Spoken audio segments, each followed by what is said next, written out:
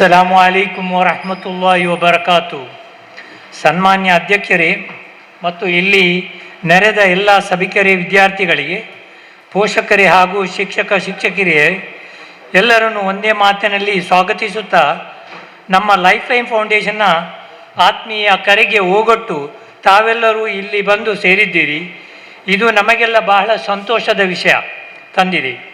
ಮತ್ತು ನಮ್ಮ ಇಂದಿನ ಈ ಕಾರ್ಯಕ್ರಮ ಬಹಳ ಒಂದು ಶಾರ್ಟ್ ಟೈಮ್ನಲ್ಲಿ ಏರ್ಪಡಿಸಿದಂತಹ ಕಾರ್ಯಕ್ರಮ. ಆದುದರಿಂದ ಯಾವುದೇ ಸಮಯವನ್ನು ವ್ಯರ್ಥ ಮಾಡದೆ ನಾವು ನಮ್ಮ ಇವತ್ತಿನ ಸಭಾ ಕಾರ್ಯಕ್ರಮಕ್ಕೆ ಪ್ರವೇಶಿಸುತ್ತೇವೆ. ಈಗ ಮೊದಲನೇದಾಗಿ ಪವಿತ್ರ ಕುರಾನ್ ಪಠಣದೊಂದಿಗೆ ಇವತ್ತಿನ ಕಾರ್ಯಕ್ರಮವನ್ನು ಆರಂಭಿಸುತ್ತೇವೆ. ಕಿರಾತಿಗಾಗಿ ನಮ್ಮ ಊರಿನ ರಹಮಾನಿಯಾ ಶಾಲೆಯ ವಿದ್ಯಾರ್ಥಿಯಾದ ಮೊಹಮ್ಮದ್ ಅನಾಜ್ರವರನ್ನು ವೇದಿಕೆಗೆ ಬರವಾಗಿ ಕೇಳಿಕೊಳ್ಳುತ್ತೇನೆ. ಮುಖ್ಯ ಅತಿಥಿಗಳಾಗಿ ಜನಾಬ್ ಕೆ ಶೇಖ್ ಅರ್ನೀರವನ್ನು ಪ್ರೀತಿಪೂರ್ವಕವಾಗಿ ಆಹ್ವಾನಿಸ್ತೇವೆ. ನಮ್ಮ ಸಂಘದ ಸದಸ್ಯರಾದ ಜನಾಬ್ ಅಬ್ಬಾಸ್ ಪೋಕರ್ ಮತ್ತು ಅಬ್ದುಲ್ ಹಮೀದ್ರವರು ಗೌರವಪೂರ್ವಕವಾಗಿ ಆಮಂತ್ರಿಸುತ್ತೇವೆ. Doctor Bharath Kumar sir, please come to the stage. Hajabba sir, please. ಅಧ್ಯಕ್ಷರಾದ ಇಸ್ಮಾಯಿಲ್ ಹಾಜಿ ಅವರನ್ನು ಜನಾಬ್ ಮೊಹಮ್ಮದ್ ಅಲಿ ಅವರು ಪ್ಲೀಸ್. ಈಗ ಕಿರಾತಿಗಾಗಿ ನಮ್ಮ ಊರಿನ ರಹಮಾನಿಯಾ ಶಾಲೆ ವಿದ್ಯಾರ್ಥಿಯಾದ ಮೊಹಮ್ಮದ್ ಅನಾಜ್ರವರನ್ನು ಈ ವೇದಿಕೆಗೆ ಬರಬೇಕಾಗಿ ಕೇಳಿಕೊಳ್ಳುತ್ತೇನೆ. ಅಸ್ಸಲಾಮು ಅಲೈಕುಂ ವರಹಮತುಲ್ಲಾಹಿ ವಬರಕಾತುಹು. ಅಊಝು ಬಿಲ್ಲಾಹಿ ಮಿನಶ್ ಶೈತಾನಿರ್ ರಜೀಮ್. ಬಿಸ್ಮಿಲ್ಲಾಹಿರ್ ರಹ್ಮಾನಿರ್ ರಹೀಮ್. ಅಲಿಫ್ ಲಾಮ್ ಮೀಮ್. ಅಲ್ಲಾಹು ಲಾ ಇಲಾಹ ಇಲ್ಲಾ ಹುವಲ್ ಹಯ್ಯುಲ್ ಕಯ್ಯೂಮ್. نزل عليك الكتاب بالحق مصدقا لما بين يديه وأنزل التوراة والإنجيل من قبل هدى للناس وأنزل الفرقان. إن الذين كفروا بآيات الله لهم عذاب شديد والله عزيز ذو انتقام. إن الله لا يخفى عليه شيء في الأرض ولا في السماء. هو الذي يصوركم في الأرحام كيف يشاء. لا إله إلا هو العزيز الحكيم.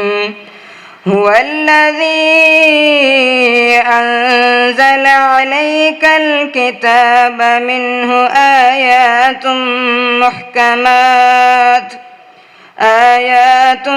محكمات هن أم الكتاب وأخر متشابهات. فأما الذين في قلوبهم زيغ فيتبعون ما تشابه منه ابتغاء الفتنة وابتغاء تأويله وما يعلم تأويله إلا الله. والراسخون في العلم يقولون آمنا به كل من عند ربنا وما يذكر إلا أولو الألباب. صدق الله العلي العظيم. السلام عليكم ورحمة الله وبركاته. ಮಾಸ್ಟರ್ ಮೊಹಮ್ಮದ್ ಅನಾಸ್ ಈಗ ನಮ್ಮ ಮುಖ್ಯ ಸದಸ್ಯರಾದ ಹಾಗೂ 2025-26ನೇ ಕರ್ನಾಟಕ ರಾಜ್ಯೋತ್ಸವ ದಕ್ಷಿಣ ಕನ್ನಡ ರಾಜ್ಯೋತ್ಸವ ಪ್ರಸಿದ್ಧಿ ಪಡೆದ ಜನಾಬ್ ಮೊಹಮ್ಮದ್ ಅಲಿ ಉಚ್ಚಿಲ್ ರವರು ಸ್ವಾಗತ ಭಾಷಣ ಮತ್ತು ನಮ್ಮ ಸಂಘದ ಚಟುವಟಿಕೆಯ ಕುರಿತು ಮಾತನಾಡಲು ವೇದಿಕೆಗೆ ಅವರನ್ನು ಆಹ್ವಾನಿಸುತ್ತಿದ್ದೇನೆ. ಅಲ್ಹಮ್ದುಲಿಲ್ಲಾಹಿ ರಬ್ಬಿಲ್ ಆಲಮೀನ್ ವಸ್ಸಲಾತು ವಸ್ಸಲಾಮ್ ಅಲಾ ರಸೂಲುಲ್ ಕರೀಮ್. ಅಸ್ಸಲಾಮು ಅಲೈಕುಮ್ ವರಹಮತುಲ್ಲಾಹಿ ವಬರಕಾತು. ನನ್ನ ಈ ಒಂದು ಲೈಫ್ ಲೈನ್ ಫೌಂಡೇಶನ್ನ ಸೋಮೇಶ್ವರ ಉಚ್ಚಿಲದಲ್ಲಿ ಸ್ಥಾಪಿತವಾಗಿ ಕೇವಲ 10 ತಿಂಗಳು ಕಳೆಯಿತು. ಅಲ್ಹಮ್ದುಲಿಲ್ಲಾ, ಆ ಒಂದು ಲೈಫ್ ಲೈನ್ ಫೌಂಡೇಶನ್ ಇವತ್ತು ಒಂದು ಸಾಧಕರನ್ನು, ನಮ್ಮ ವಿದ್ಯಾರ್ಥಿ ಸಾಧಕರನ್ನು ಗುರುತಿಸಿ ಅವರನ್ನು ಸನ್ಮಾನಿಸುವಂತಹ ಒಂದು ಕಾರ್ಯಕ್ರಮವನ್ನು ಇಟ್ಟಿದೆ. ಇವತ್ತು ನಮ್ಮೊಟ್ಟಿಗೆ ಅತಿಥಿಗಳಾಗಿ ಬಂದಂತಹ ನಮ್ಮೆಲ್ಲರ ಪ್ರೀತಿಮಾನ್ಯರು, ನನಗೆ ಕಾಣ್ತದೆ ಈ ಒಂದು ವೇದಿಕೆಯಲ್ಲಿ ಕುಳಿತಂತಹ ಅತಿಥಿವರಿಯರನ್ನು ಯಾರಿಗೂ ಪರಿಚಯ ಮಾಡುವ ಅಗತ್ಯವಿಲ್ಲ ಅಂತ. ಸಾಧಾರಣ 31,000 ಜನರಿಗೆ ಉದ್ಯೋಗವನ್ನು ಒದಗಿಸಿಕೊಟ್ಟಂತಹ ಸನ್ಮಾನ್ಯ ಶೇಖ್ ಕರ್ನಿರೆ, CEO ಎಕ್ಸ್ಪರ್ಟೈಸ್ ಗ್ರೂಪ್ನ ಅಧ್ಯಕ್ಷರು ನಮ್ಮೊಟ್ಟಿಗೆ ಇದ್ದಾರೆ. ಅವರ ಪರಿಚಯ ಯಾರಿಗೂ ಅಗತ್ಯ ಇಲ್ಲ, ಯಾಕಂದರೆ ಎಲೆಮೆರೆ ಕಾಯಿಯಂತೆ ಹಲವಾರು ವರ್ಷಗಳಿಂದ ಸೌದಿ ಅರೇಬಿಯಾದಲ್ಲಿ ಇದ್ದುಕೊಂಡು ಊರಿನ ಹಿತಶಕ್ತಿಯನ್ನು, ಅದೇ ಪ್ರಕಾರ ಊರಿನಲ್ಲಿ 100 ಮನೆಗಳನ್ನು ಬಡವರಿಗೆ ಕಟ್ಟಿಕೊಟ್ಟು ಲಕ್ಷಾಂತರ ರೂಪಾಯಿ ತಿಂಗಳಿಗೂ ಸಹ ಹಲವಾರು ಸಂಘ ಸಂಸ್ಥೆಗಳಿಗೆ ದಾನವನ್ನು ಒದಗಿಸಿಕೊಟ್ಟು 31,000 ಜನರಿಗೆ ಉದ್ಯೋಗದಾತರಾಗಿರುವಂತಹ ಶ್ರೀಮಾನ್ KS ಶೇಖ್ ಕರ್ನಿರ್ನೆಯನ್ನು ನಾನು ಲೈಫ್ ಲೈನ್ ಫೌಂಡೇಶನ್ ಮತ್ತು ನನ್ನ ಪರವಾಗಿ ಆರ್ಥಿಕವಾಗಿ ಈ ಸಭೆಗೆ ಸ್ವಾಗತಿಸ್ತಾ ಇದ್ದೇನೆ.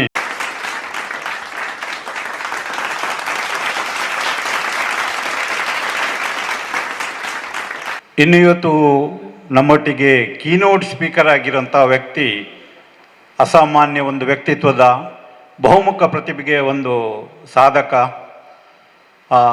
ನಮ್ಮ ಗೌರ್ಮೆಂಟ್ ಕಾಲೇಜ್ ಎಂದು ಪ್ರಸಿದ್ಧಿಪಟ್ಟಂತಹ ಯೂನಿವರ್ಸಿಟಿ ಕಾಲೇಜಿನ ಪ್ರಿನ್ಸಿಪಾಲರಾಗಿ 2 ವರ್ಷದ ಹಿಂದೆ ನಿವೃತ್ತರಾದಂತಹ ನಮ್ಮೆಲ್ಲರ ಅತಿ ಪ್ರೀತಿಪಾತ್ರರಾದಂತಹ ಡಾಕ್ಟರ್ ಉದಯ್ ಕುಮಾರ್ ಇರುವತ್ತೂರ್ ಇವರು ಬಹುಮುಖ ಪ್ರತಿಭೆಗೆ ಒಬ್ಬ ಸಾಧಕ.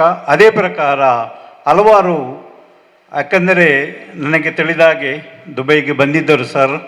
ಅವರು ಒಂದು ಮಧ್ಯಾಹ್ನದ ಊಟ ಅಂತ ಗೌರ್ಮೆಂಟ್ ಕಾಲೇಜಿನಲ್ಲಿ ಅದನ್ನು ಸ್ಟಾರ್ಟ್ ಮಾಡಿ ನಡೆಸಿಕೊಂಡು ಬರ್ತಾ ಇದ್ದಾರೆ. ಬಡ ವಿದ್ಯಾರ್ಥಿಗಳಿಗೆ ಮಧ್ಯಾಹ್ನದ ಊಟ, ಅದು ಸಹ ಕಾಲೇಜಿನಲ್ಲಿ. ಇಂತಹ ಒಂದು ಸಾಧಕರು, ಬಹುಮುಖ ಪ್ರತಿಭೆಯ ಈ ಒಂದು ಅವರ ಬಯೋಡೇಟಾ ಓದಿದರೆ ನಮಗೆ 1 ಗಂಟೆ ಬೇಕಾಗಬಹುದು. ಅವರನ್ನು ನಾನು ನಮ್ಮ ಲೈಫ್ ಲೈನ್ ಫೌಂಡೇಶನ್ನ ಪರವಾಗಿಯೂ, ನನ್ನ ಪರವಾಗಿಯೂ, ನಮ್ಮೆಲ್ಲರ ಪರವಾಗಿಯೂ, ನನ್ನ ಉಚ್ಚಿಲದ ಮಿತ್ರರ ಪರವಾಗಿಯೂ, ಯಾಕಂದರೆ ಅವರ ಸ್ಟೂಡೆಂಟುಗಳು ಹಲವಾರು ಜನ ನಮ್ಮ ಉಚ್ಚಿಲದಲ್ಲಿ ಇದ್ದಾರೆ, ಅವರೆಲ್ಲರ ಪರವಾಗಿ ನಾನು ಆರ್ಥಿಕವಾಗಿ ಮತ್ತು ನನ್ನ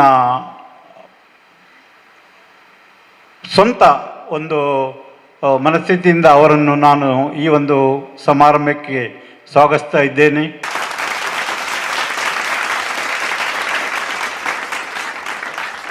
ಇನ್ನು ಆಜಬಾಕನವರ, ಯಾಕಂದರೆ ಅವರ ಪರಿಚಯ ನಾವು ಅಕ್ಷರ ಸಂತ ಎಂಬ ಒಂದು ಬಿರುದಿನಿಂದ, ಯಾಕಂದರೆ ಮೊದಲನೇಯಾಗಿ ನಾವು ಈ ಒಂದು ಇಂತಹ ಒಂದು ಸಾಧಕ ವಿದ್ಯಾರ್ಥಿಗಳ ಸನ್ಮಾನ ಕಾರ್ಯಕ್ರಮವನ್ನು ಇಟ್ಟಾಗ ನಮಗೆ ಯಾರನ್ನು ಕರೆಯಬೇಕು ಅಂತ ನಾವು ಕೇಳಿದಾಗ ನಮ್ಮ ಅಧ್ಯಕ್ಷರಾದಂತಹ ಅಬ್ಬಾಸ್ ಬೊಕ್ಕರ್ ಗುಂಜಿ ಅವರದ್ದು ಹೇಳಿದ ಹೆಸರು ಅದು ನಮ್ಮ ಆಜಬಾಕ ಅಂತ.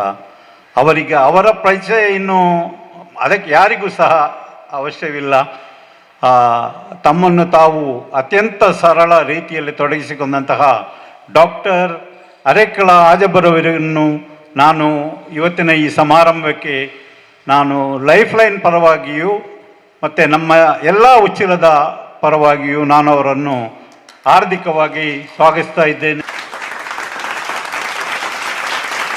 ನಮ್ಮೊಟ್ಟಿಗೆ ನಮ್ಮ ಯು ಟಿ ಖಾದರ್ ಸಾಬ್ರವರು ಬರಬೇಕಿತ್ತು. ಇನ್ಶಾ ಅಲ್ಲಾ ಎಲ್ಲ ಹೆಲ್ಡಪ್ ಆಗಿದ್ದಾರೆ.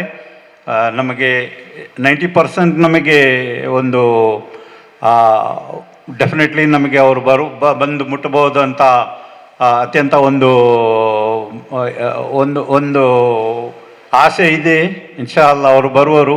ಅವರನ್ನು ಸಹ ನಾನು ಈ ಒಂದು ಸಮಾರಂಭಕ್ಕೆ ಹಾರ್ದಿಕವಾಗಿ ಸ್ವಾಗತಿಸ್ತಾ ಇದ್ದೇನೆ. ನಿನ್ನೆ ಸಹ ಸಿಕ್ಕಿದ್ದರು, ಇಲ್ಲಿ ನಮ್ಮ ಕಿಯಾನ್ಸ ಗಾರ್ಡನ್ನಲ್ಲಿ ಒಂದು ಪ್ರೋಗ್ರಾಮ್ನಲ್ಲಿ ಸಿಕ್ಕಿದ್ದರು. ಅವರು ಅವರು ಡೆಫಿನೆಟ್ಲಿ ಬರುವವರು, ನೋಡುವ ಇನ್ಶಾ ಅಲ್ಲಾ. ಅವರನ್ನು ನಾನು ಲೈಫ್ ಲೈನ್ ಪರವಾಗಿಯೂ ಮತ್ತು ನಮ್ಮೆಲ್ಲರ ಪರವಾಗಿ ಹಾರ್ದಿಕವಾಗಿಯೂ ಅತ್ಯಂತ ಆತ್ಮೀಯವಾಗಿ ಸ್ವಾಗತಿಸ್ತಾ ಇದ್ದೇನೆ. ನಮ್ಮ ಉಚ್ಚಿಲ ಜಮಾತಿನ ಅತಿ ಪ್ರೀತಿಯ ನಮ್ಮೆಲ್ಲರ ನೆಚ್ಚಿನ ನಾಯಕರಾದಂತಹ ಜಮಾತ್ನ ಅಧ್ಯಕ್ಷರಾದಂತಹ ಇಸ್ಮಾಯಿಲ್ ಹಾಜಿಯವರು ಅತಿ ಸರಳ ವ್ಯಕ್ತಿತ್ವದ ನಮ್ಮ ಯಾಕಂದರೆ ಈ ಉಚ್ಚಿಲದ ಸಾಧಾರಣ ಎಲ್ಲ ನಾವು ಈ ಒಂದು ನಡುವಿನ ಒಂದು 2-3 ದಶಕದಲ್ಲಿ ನಾವು ಸ್ವಲ್ಪ ಉಚ್ಚಿಲವನ್ನು ಬಿಟ್ಟು ಹೊರಗೆ ಹೋದರೂ ಸಹ ಆ ಒಂದು ಬಾಂಧವ್ಯವನ್ನು ನಮ್ಮೊಟ್ಟಿಗೆ ಜಮಾತಿನ ಮುಖಾಂತರ, ಅದೇ ಪ್ರಕಾರ ರಹಮಾನಿಯ ಮಸ್ಜಿದಿನ ಮುಖಾಂತರ ನಾವೆಲ್ಲರೂ ಇಟ್ಟುಕೊಂಡು ಬಂದಿದ್ದೇವೆ. ಅದನ್ನು ಸಹ ಆ ಕೊಂಡಿಯನ್ನು ಬಲಪಡಿಸಿ ನಮ್ಮೆಲ್ಲರನ್ನು ಅದರೊಟ್ಟಿಗೆ ಸೇರಿಸಿದಂತಹ ನಮ್ಮ ಜಮಾತಲ್ ಪ್ರೆಸಿಡೆಂಟರಾದಂಥ ಉಚ್ಚಿಲ ಇಸ್ಮಾಯಿಲ್ ಹಾಜಿಯವರನ್ನು ನಾನು ನನ್ನ ಅತೀ ಪ್ರೀತಿಪೂರ್ವಕವಾಗಿ ಸ್ವಾಗತಿಸ್ತಾ ಇದ್ದೇನೆ.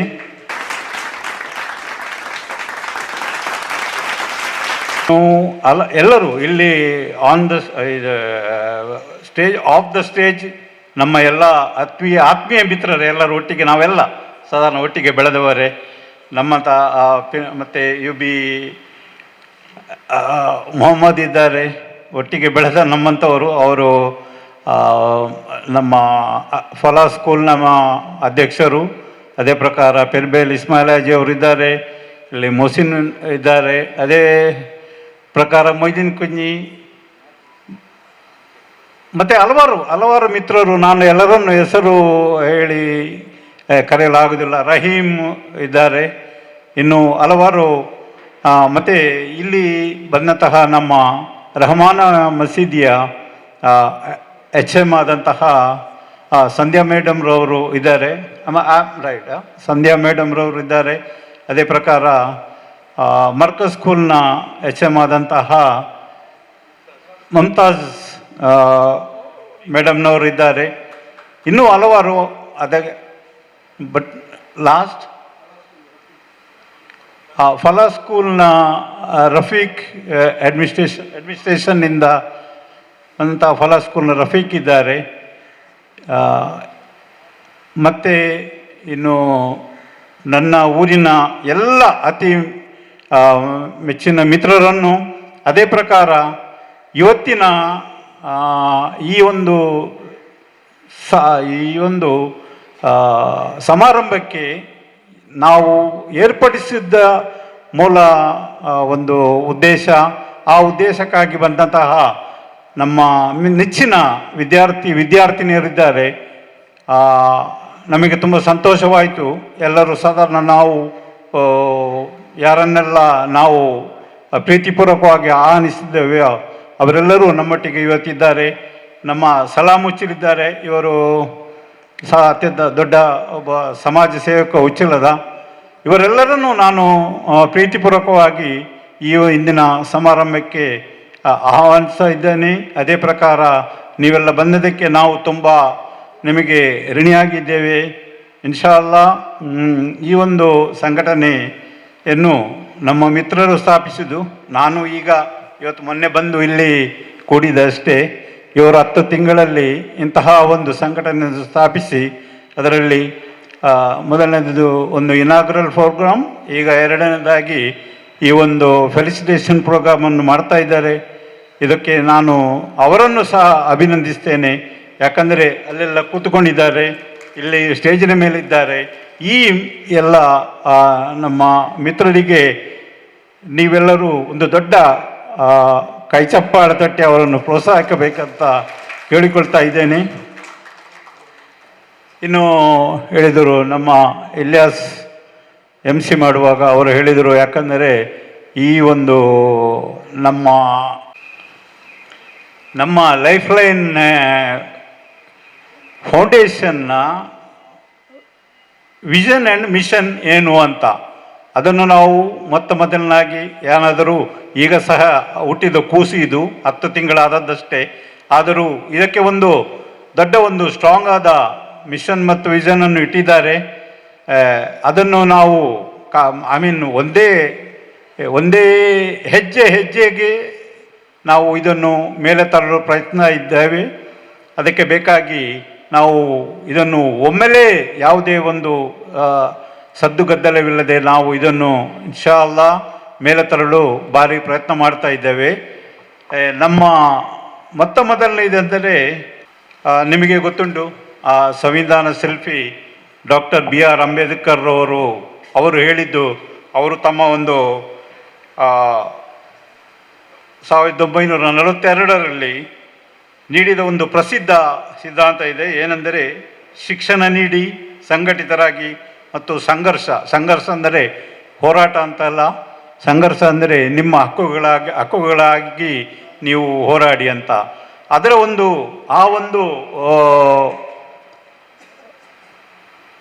ಅವರ ಈ ಸಂವಿಧಾನ ಶಿಲ್ಪಿ ಡಾಕ್ಟರ್ BR ಅಂಬೇಡ್ಕರ್ ಅವರಂತಹ ಆ ಮಹಾನ್ ಚೇತನದ ಒಂದು ಹೆಸರಿನಲ್ಲಿ ನಾವು ಈ ಲೈಫ್ ಲೈನ್ ಫೌಂಡೇಶನ್ನ ಒಂದು ಬುನಾದಿಯನ್ನು ಕಟ್ಟಿದ್ದೇವೆ. ಯಾಕಂದರೆ ನಮ್ಮ ಉಚ್ಚಿಲ ಮತ್ತು ಸುತ್ತಮುತ್ತಲಿನ ಬದುಕಿಗೆ ಆಸರೆಯಾಗಲು ಕತ್ತಲಲ್ಲಿ ಜ್ಞಾನದೀಪ ಹಚ್ಚಲು ಸದಾ ಶ್ರಮಿಸುತ್ತಿರುವ ಲೈಫ್ ಲೈನ್ ಫೌಂಡೇಶನ್ ಇಂದು ಈ ಸಂಸ್ಥೆಯ ಪರಿಚಯ ಮಾಡಿಕೊಡಲು ನನಗೆ ಅತೀವ ಹೆಮ್ಮೆಯಾಗುತ್ತದೆ. ಇದು ಕೇವಲ ನಾನು ಹೇಳಿದ ಹಾಗೆ 10 ತಿಂಗಳ ಹಸುಗುಸು, ಆದರೂ ನಿಮ್ಮೆಲ್ಲರ ಪ್ರೋತ್ಸಾಹದಿಂದ ಇನ್ಶಾ ಅಲ್ಲಾ ಇದು ಅಲಿಗಢ್ ಮುಸ್ಲಿಂ ಯೂನಿವರ್ಸಿಟಿಗಿಂತಲೂ ದೊಡ್ಡದಾಗಿ ಬೆಳೆಯುವಂತಹ ಒಂದು ಸಂಸ್ಥೆಯಾಗಿ ಬೆಳೆಯಲಿ ಅಂತ ನಾವು ಆಶಿಸ್ತೇವೆ. ನಮ್ಮ ಈ ಸಂಸ್ಥೆಯು, ಯಾಕಂದರೆ ಹೆಚ್ಚಿನ ಸಮಯವನ್ನು ನಾವು ಯಾರಿಗೂ ತೆಗೆದಿಲ್ಲ, ನಾವು ಈ ಒಂದು ಗಂಟೆ ಒಳಗೆ ನಾವು ಇದನ್ನು ಮುಗಿಸಿದ್ದೇವೆ. ನಮಗೆ ಎಲ್ಲ ಅತಿಥಿಗಳು, ಅದರಲ್ಲಿ ನಮ್ಮ ಅತ್ಯಂತ ಪ್ರೀತಿ ಪಾತ್ರರಾದ ಶೇಖ್ ಕರ್ನಿರಿಯವರನ್ನು ಅವರ ಭಾವನ ಇವತ್ತು ಒಂದು ಪ್ರೋಗ್ರಾಮು ಅವರ ಮನೆಯಲ್ಲಿ, ಅದನ್ನು ಸಹ ಬಿಟ್ಟು ನಮ್ಮೊಂದಿಗೆ ಬಂದಿದ್ದಾರೆ. ಸರ್, ನಾವು ತುಂಬ ನಿಮಗೆ ಆಭಾರಿಯಾಗಿದ್ದೇವೆ ಶೇಖ್ ಸಾಬ್. ನಮ್ಮದು ಮೊದಲನೇದಾಗಿ ಅಂದರೆ ಶಿಕ್ಷಣದ ಆಸರೆ, ಆರ್ಥಿಕವಾಗಿ ಹಿಂದುಳಿದ ವಂಚಿತ ಮಕ್ಕಳಿಗೆ ಗುಣಮಟ್ಟದ ಶಿಕ್ಷಣ ಸಿಗುವಂತೆ ಮಾಡುವುದೇ ನಮ್ಮ ಮೊದಲ ಆದ್ಯತೆ. ಪ್ರತಿಭೆಗೆ ಪ್ರೋತ್ಸಾಹ, ಹೆಚ್ಚು ಅಂಕ ಗಳಿಸಿ ಸಾಧನೆ ಮಾಡಿದ ಬಡ ಪ್ರತಿಭಾವಂತ ವಿದ್ಯಾರ್ಥಿಗಳ ಮುಂದಿನ ಓದಿಗೆ ಬೆನ್ನೆಲುಬಾಗಿ ನಿಲ್ಲೋದು. ಮತ್ತು ಮೂರನೇದಾಗಿ ಆರೋಗ್ಯ ನೆರವು. ಯಾಕಂದರೆ ಆರೋಗ್ಯದ ವಿಷಯದಲ್ಲಿ ನಿಮಗೆಲ್ಲರಿಗೂ ತಿಳಿದಿದೆ, ಇಂದು ನಮ್ಮ ಸಮಾಜವನ್ನು ಅತ್ಯಂತ ಪೀಡಿಸ್ತಿರುವಂತಹ ಒಂದು ದೊಡ್ಡ ಪಿಡುಗು ಅಂದರೆ ನಮ್ಮ ಆರೋಗ್ಯದ ಕಡೆಗಿನ ಆ ಒಂದು ವೆಚ್ಚ. ಅದನ್ನು ಕೇಳುವಾಗ ನಮಗೆ ಅಷ್ಟು ಒಂದು ಬಡತನದಲ್ಲಿರುವವರು ಯಾವುದೇ ಒಂದು ವೈದ್ಯಕೀಯ ಶಿಕ್ಷಣದಿಂದ, ವೈದ್ಯಕೀಯ ಸೌಲಭ್ಯದಿಂದ ವಂಚಿತರಾಗ್ತಿದ್ದಾರೆ. ಅಂಥವರಿಗೆ ಯೋಗ್ಯ ನೆರವು ಕಷ್ಟ ಕಾಲದಲ್ಲಿ ನೀಡಲು ನಮ್ಮ ಲೈಫ್ ಲೈನ್ ಫೌಂಡೇಶನ್ ಇನ್ಶಾ ಅಲ್ಲಾ ನಮ್ಮಿಂದ ಆದಷ್ಟು ನಾವು ಪ್ರಯತ್ನ ಪಡುವೆವು ಎಂದು ಈ ಸಭೆಯಲ್ಲಿ ನಾವು ನಿಮಗೆ ನಾವು ವಾಗ್ದಾನ ನೀಡ್ತಾ ಇದ್ದೇವೆ.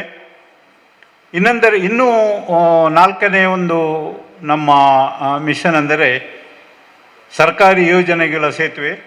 ಕೇಂದ್ರ ಮತ್ತು ರಾಜ್ಯ ಸರ್ಕಾರ ವಿವಿಧ ಜನಕಲ್ಯಾಣ ಯೋಜನೆಗಳ ನಮ್ಮ ಅಬ್ದುಲ್ ಈಗ ಮಾಡ್ತಾ ಇದ್ದಾರೆ. ಉಚ್ಚಿಲದ ಪ್ರತಿಯೊಬ್ಬ ಅರ್ಹ ಫಲಾನುಭವಿಗೆ ತಲುಪುವಂತೆ ಮಾಡುವುದು.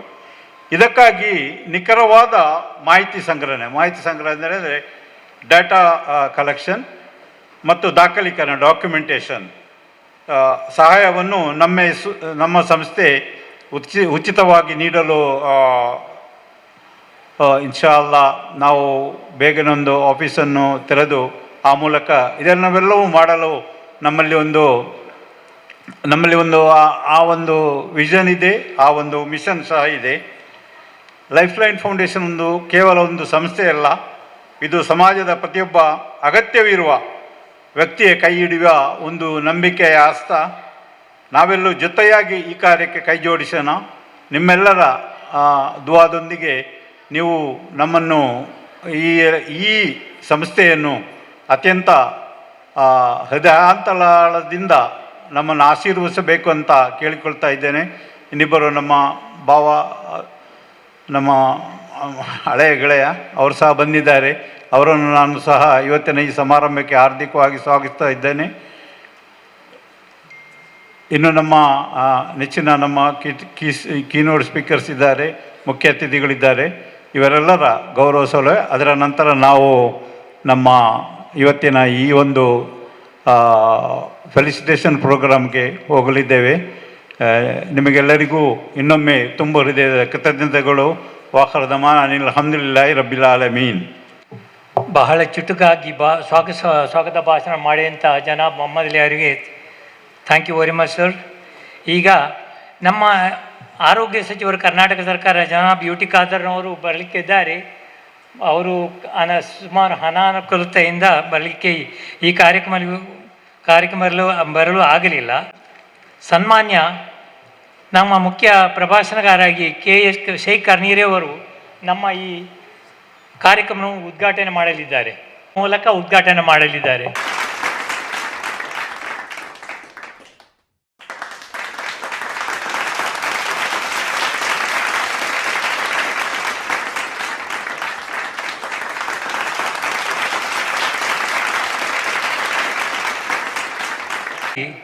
ಜನಾಬ್ KS ಶೇಖ್ ಕರ್ನೀರನ್ನು ಪ್ರೀತಿಪೂರ್ವಕವಾಗಿ ಆಹ್ವಾನಿಸುತ್ತಿದ್ದೇನೆ.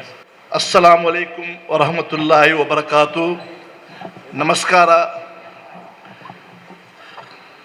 ವೇದಿಕೆಯಲ್ಲಿ ಸೇರಿದಂತಹ ಎಲ್ಲ ಮುಖ್ಯ ಅತಿಥಿಗಳು, ಅದರಲ್ಲಿ ಕೂಡ ನಮ್ಮ ಪದ್ಮಶ್ರೀ ಪ್ರಶಸ್ತಿಯ ವಿಜೇತರಾಗಿದ್ದಂಥ ನಮ್ಮ ಸಮುದಾಯದ ಒಬ್ಬ ಹೆಮ್ಮೆಯ ಶಿಕ್ಷಣ ಹರಿಕಾರರಂತಲೇ ಹೇಳಬೇಕು ಅಂತ ನಮ್ಮ ಹರಕೆಲ ಅಜಬ್ಬನವರಿದ್ದಾರೆ.